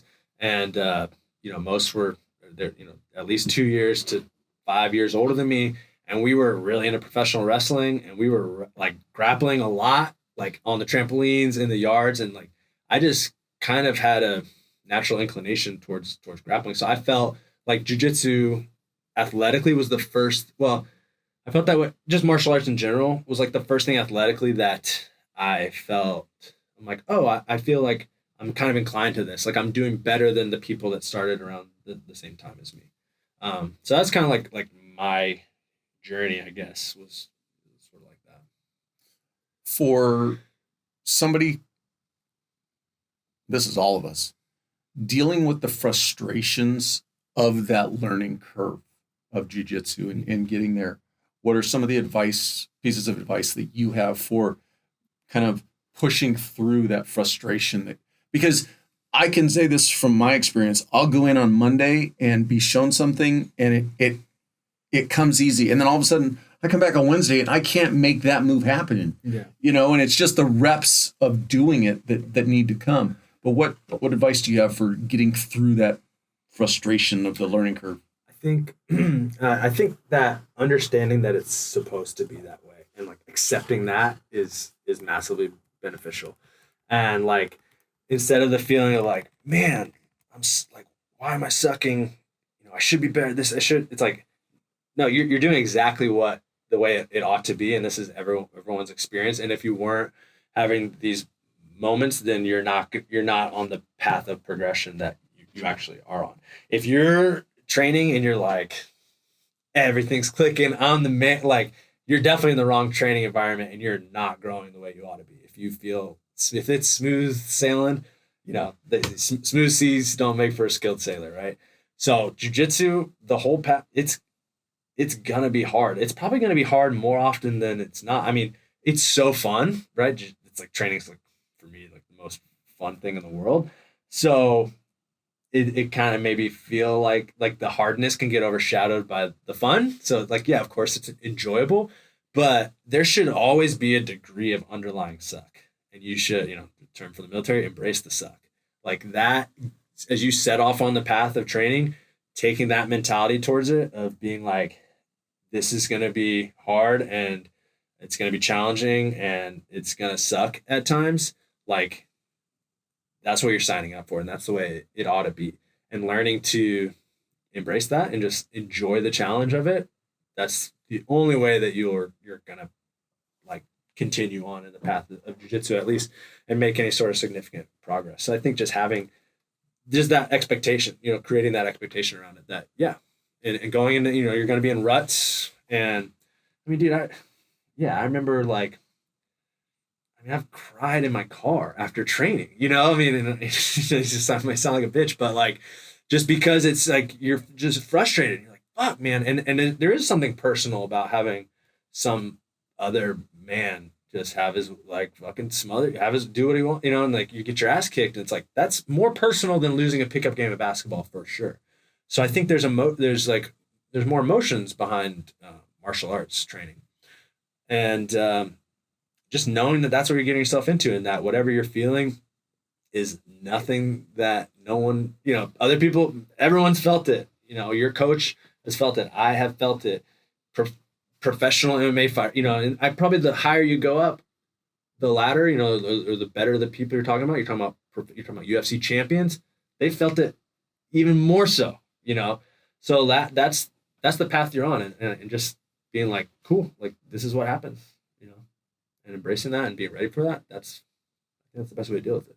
And if you're not okay with being in those positions, then maybe jiu-jitsu training's not for you. But I think it is for everyone. And I think it's like, that's because just like we're talking about like with the military, like the challenges you get presented with these kind of unique opportunities to build your character up. I think training does the same, same thing, it's different mechanisms, but you're getting those consistent opportunities to grow. And the only way to grow to push back against the struggle.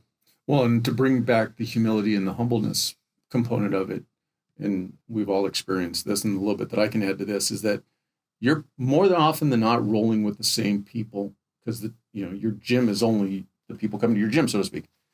Just because you tapped someone yesterday, don't think that you're going to be tapping them every day. It is a back and forth, and that to me is a huge piece of where you learn that humility. It's just their day to day and it'll be your day tomorrow. Yeah. And you're going, it's like a line graph. Like you're going, hopefully you're going up and to the right, but it's not a consistent straight line. There's going to be those dips. And so other people's, peaks you're going to come against your dips and it's going to vice versa and go across. So like, that's just the way it is. So if you're just know you're not alone and know that's the way it ought to be. For somebody seeking out their gym to start. Yeah. And well, the question is, should I seek out a gym that offers both gi and no gi? And should I do both from the start? Or would you say focus on just one from the start? Okay. I would say in a perfect world, I think doing both is great. For me, from the beginning of my jiu-jitsu journey was pretty equal between gi and no gi. I started jiu-jitsu to fight MMA and but I have an old school Brazilian Jiu Jitsu coach who was like, regardless of we've got an MMA fight, in a few months, like we're still going to train gi like 3 days a week or whatever. So like from the jump, I always did both. So like maybe I'm a little subjective in this, but none of it's wrong. Like if you're training, great. Like if you're there's a 10th Planet no-gi school by you and you're just doing no-gi, like awesome. If you're in a traditional spot nearby and they just do gi, like great. I think finding a gym, finding a place that you can just train at. Obviously, there's like the baseline of just feeling comfortable and like you're in a like safe environment as far the instructor is someone worth listening to and being led by, and the other students are cool and then like it's a good you feel happy and comfortable in that environment. Like that's a baseline. But then after that is made sure of, the next step is just, all right, can I make it to class? So if there's a spot that only does gi here, but then there's another place that does gi and no gi, but like this one's by my house and I can make it here. I could realistically train 5 days a week, whatever. That's like by my work, and I'll hit it twice a week. I think picking the place where you're going to be able to get to consistently the most is important. Because again, like kind of like talking about like, hey, put some mats down on the floor because it's going to invite you to stretch. Like you want to remove all barriers because you will come up with your own. There's days, and as much as I love jiu-jitsu, as much as I love training, there's still days where I'm feeling beat up, I'm tired, I got this thing on. It's like you'll find excuses to not go. So you want to remove as many barriers as possible. So find a place that is accessible to you, close by, has a schedule that like works with yours. But yeah, I think there's a lot of benefit to training both, and I think they're just fun and like slightly different in their own right. I train a lot more no-gi these days, but I've gone through periods at different gyms where I trained like only gi. Both are great, but if it's a spot that's one or the other and it's just the place that's where you can go, then just train, just go train, grappling, get in there, How important is strength training in conjunction with jiu-jitsu for you? And is there a plan or a program that you kind of subscribe to? I don't have a specific plan as much. I'm kind of getting into more lifting now. I think lifting is important, and like with that aging piece. I mean, like I said, with the mobility, like some of the mobility stuff, part of that is lifting, and a lot of times I'll go into a lighter mobility training into more of a strength training. But yeah, I think building up the strength, and you hear like some older. I think I was watching Marcelo Garcia talk about this. Getting older, he was like, I never wanted to train strength training. Sorry, Marcel, it's a terrible impression, but he says just because he just wanted to train jiu-jitsu, and I get that too. Like there's definitely times where I'm like, man, I would like to lift, but I only have so much time, and like training's fun. I'm gonna go train. But I think at least putting in some sort of strength and conditioning program to just like prevent injury is important. And so Marcel was talking about it like, yeah, when I was younger I never did, but like now I have to strength train in order to like build up these muscles like that are around all my ligaments and joints and all this stuff to prevent injury. So yeah, I mean, I don't even have like we've got a full weight set up at my gym. I've got a weight set up at the house too. But yeah, I think strength training, and the reality is, for me, like I want to be bigger, I want to be stronger because I'm trying to be just as hard to beat up as possible, like regardless of weight classes or anything. That's my objective in the world, so yeah, being bigger, being stronger, it does matter. Jiu-jitsu is definitely going to allow a smaller trained opponent to be able to beat a larger, stronger opponent that's untrained. But like once you're talking about getting, levels of jiu-jitsu about equal, strength really does come into play a lot. I mean, there's a reason why every fucking professional jiu-jitsu athlete is juiced to the gills and, has freaking muscles coming out of their earlobes. Like strength does matter, so yeah. It's the sport of technique. Yeah. It's the gentle art of leverage. No, I mean, of course, but when everyone knows the leverage and everyone knows the technique, if you can pull the lever strong, you got stronger grip on the lever, then it's going to work better.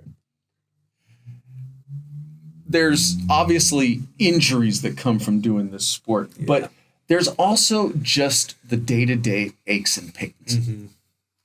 What's your advice, or how do you deal with any secrets or anything that you have as far as just dealing with the day-to-day aches and pains, the elbows, the wrists, the fingers? I think it's back to that expectation of just being like, this is my life. I don't know. For me, like, I sometimes feel like a bit of pride in a sense where I'm like a little like ache and like, oh, this is for you got an excuse for why everything hurts. I just think about, I'm like, coming back to the gratitude thing of like, I'm glad this is sore because that means I trained hard.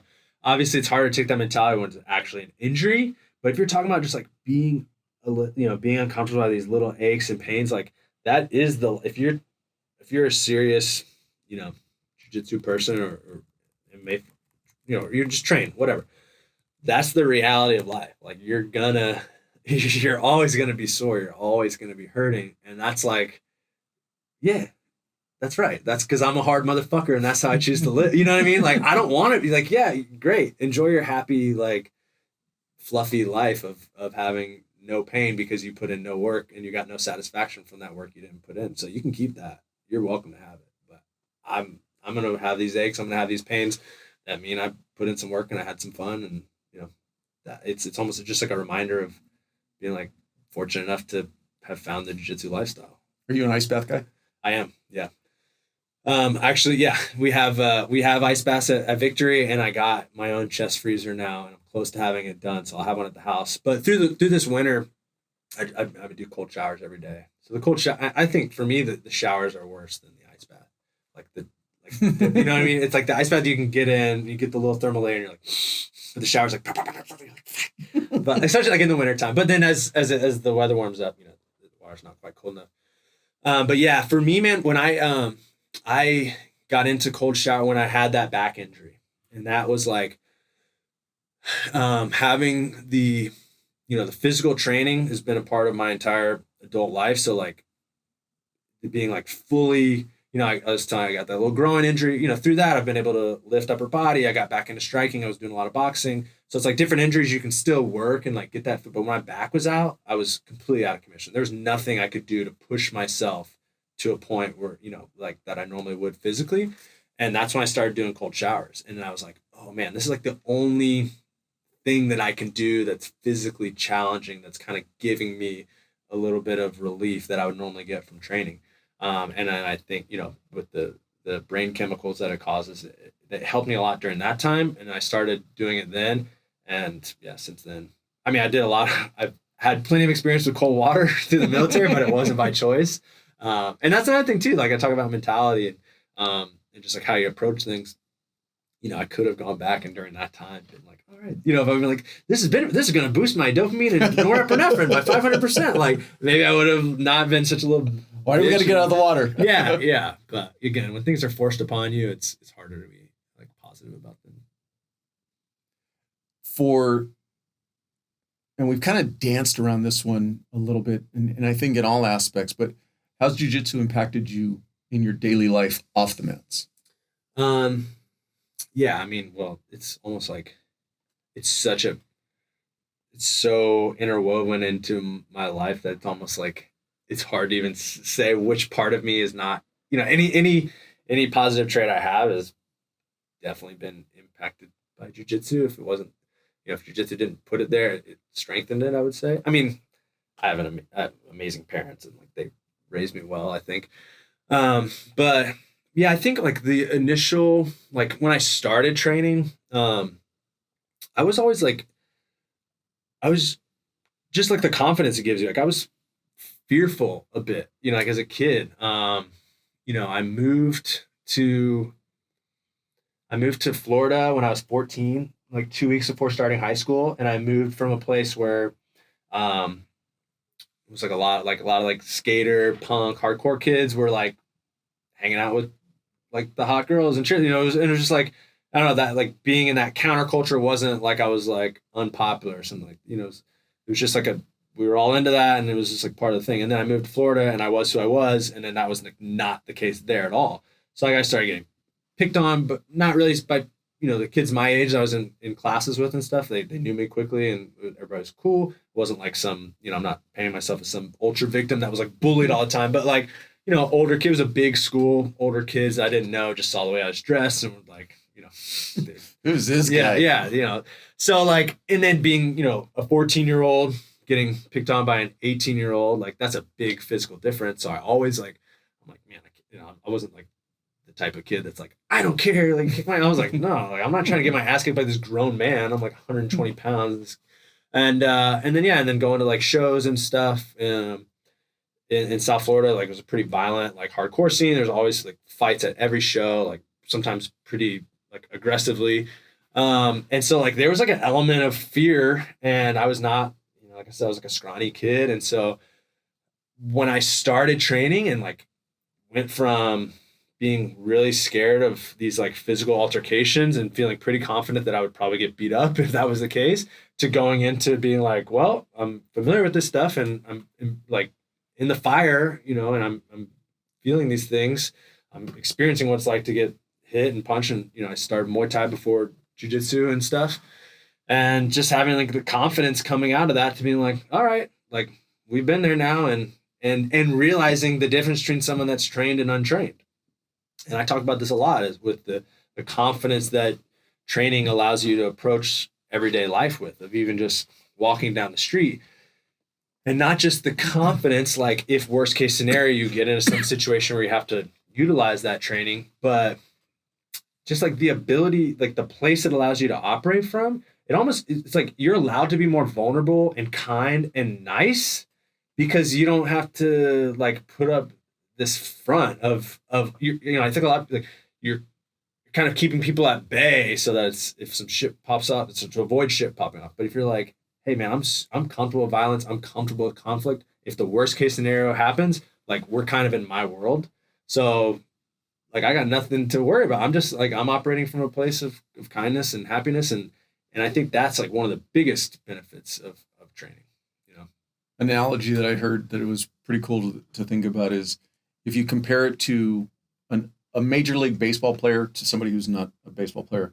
And I don't know if it's true or not, but the way it was explained was a professional knows how to hit a fastball can actually start their swing a lot later than somebody who doesn't know how to hit a fastball.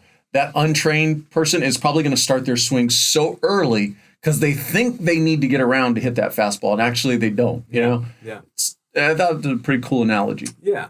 I just think especially like for boys, young men, there's a lot of posturing through those years and like your teens and 20s and stuff. And again, it's like you've experienced what it's like to be in conflict, and how you hold up against these other trained people. So like you're not worried about proving yourself, in front of a bunch of untrained dorks. Like, if you don't train, you're a dork. Like, grow up, sissy. No, I mean, I got a lot of friends that don't train, and they are dorks, but everyone should train. This question actually made me chuckle a little bit because I had just recently seen your video where you're showing the old Hickson VHS tape. Oh, yeah. But the question is what resources, obviously today, you could spend 9 days watching straight YouTube videos on jiu-jitsu, and every social media platform has them. Anything outside of that, or even a social media site that you kind of would recommend somebody going to learn while they're off the mats? Yeah. Man, I definitely have. I got a couple of pages I follow that I can't think of off the top of my head. They're like good information. But I would say, I think it might be the same way, like, I said, there's different jiu-jitsu brands that kind of appeal to people in one way or another. Like, if you find a guy that's an accomplished, you can find an ADCC vet, a world champion, there's so many out there, and just find one that you like personally. A lot of them, and some are putting out more content than others, but like you can find your like digital teacher to a degree. I mean, that's all the free stuff. BJJ Fanatics has so many tutorials and things. And I think, if you maybe you don't have access to a lot of training, but you got a buddy, if you got a buddy in a BJJ Fanatics tutorial, like you're good to go. You can learn a lot of jiu-jitsu. I think, you talked about choke. I think going back and looking at like the history of it is important. And I think it just gives you a better overall understanding of what like the spirit of jiu-jitsu and training is all about.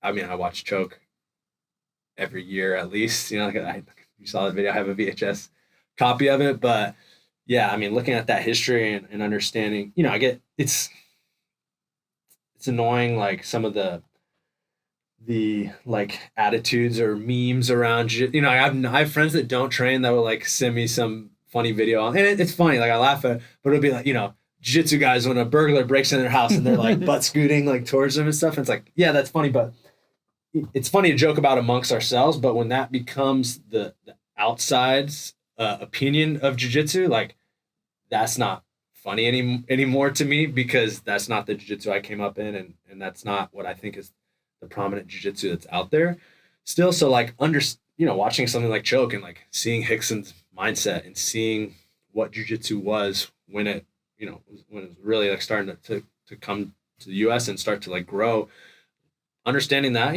just like anything else, like knowing like the history of where you came from helps you to be stronger moving forward. So yeah, looking at like those old videos, dude, I put on old Pride fights, like that's when I'm working out and stuff in the garage. And like, I just love like watching old fights. But that's just, those are fights. But Hickson, like the documentary Choke, when you can really see and you listen to him and you watch that's, I would say anyone that trains jiu-jitsu, that should be like mandatory viewing. You got to watch Choke at least once. Have I heard or seen recently where he's actually dealing with MS? Yeah, or Parkinson's. Yeah, I believe. Yeah. And on, I mean, Hickson's and on that note too, he's got a great book as well, Breathe. That's just fucking awesome. It's kind of like, if you like Choke, you watch the movie. That book's incredible. But yeah, Hickson's like my jiu-jitsu hero. He's my the main guy that I look up to the most, probably. So, any other books that you have that you kind of fall back to? Fighter's Heart was really awesome. I believe his name's Sam Sheridan. I read. I actually just picked up a used copy of that to reread, but I read it when I first started training, and that's like him. He's like goes around to, like, he goes to Thailand and trains Muay Thai. I believe he goes to Brazil and trains jiu-jitsu, but it's kind of more of a MMA kind of book. I don't know about like jiu-jitsu books outside of Hickson's, and there's probably more MMA books. I mean, Matt Hughes, I read his book when I was like in high school. I'm on this website, Thrift Books, and it's like they have all these like cheap used books. But so I actually just bought Chuck Liddell and Randy Couture's autobiography, so I'll be reading those and we'll see how those are. But yeah, I like all that stuff, like reading like fighters' journeys and stuff. Enjoy that. Looking back on your journey of jiu-jitsu, what's the one thing that you wish you knew or learned earlier in your journey?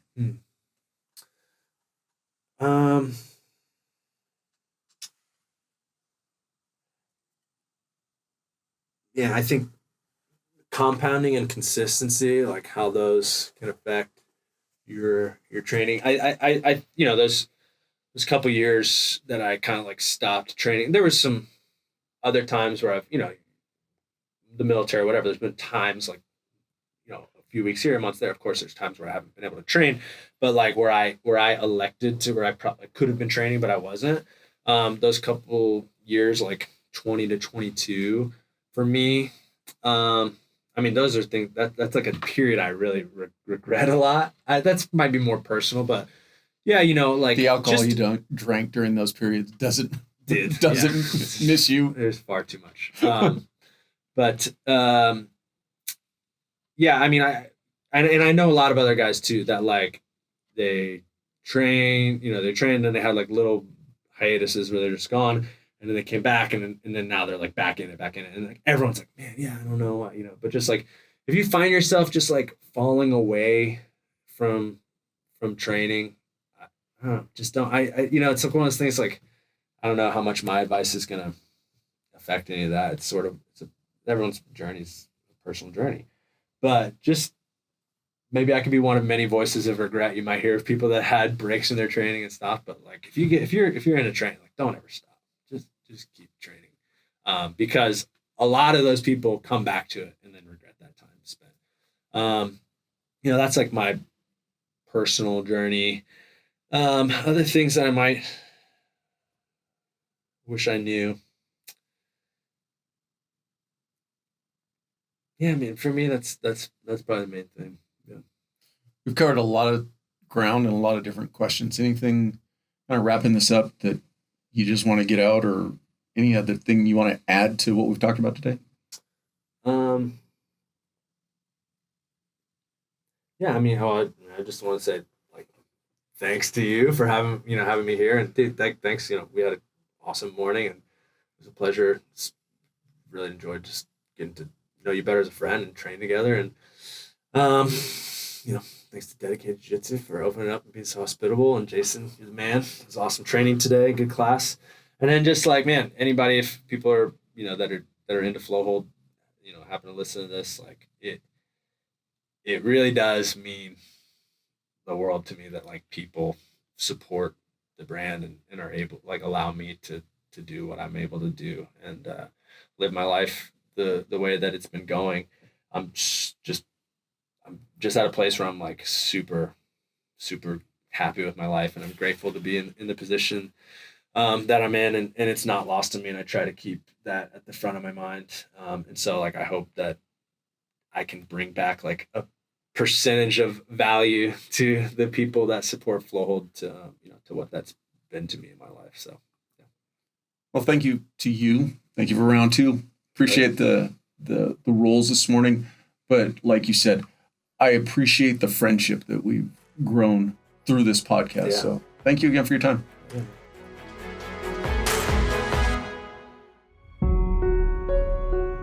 I appreciate you watching. But before you go, if you like the video, please hit that subscribe button. Also, any comments are appreciated. Thank you.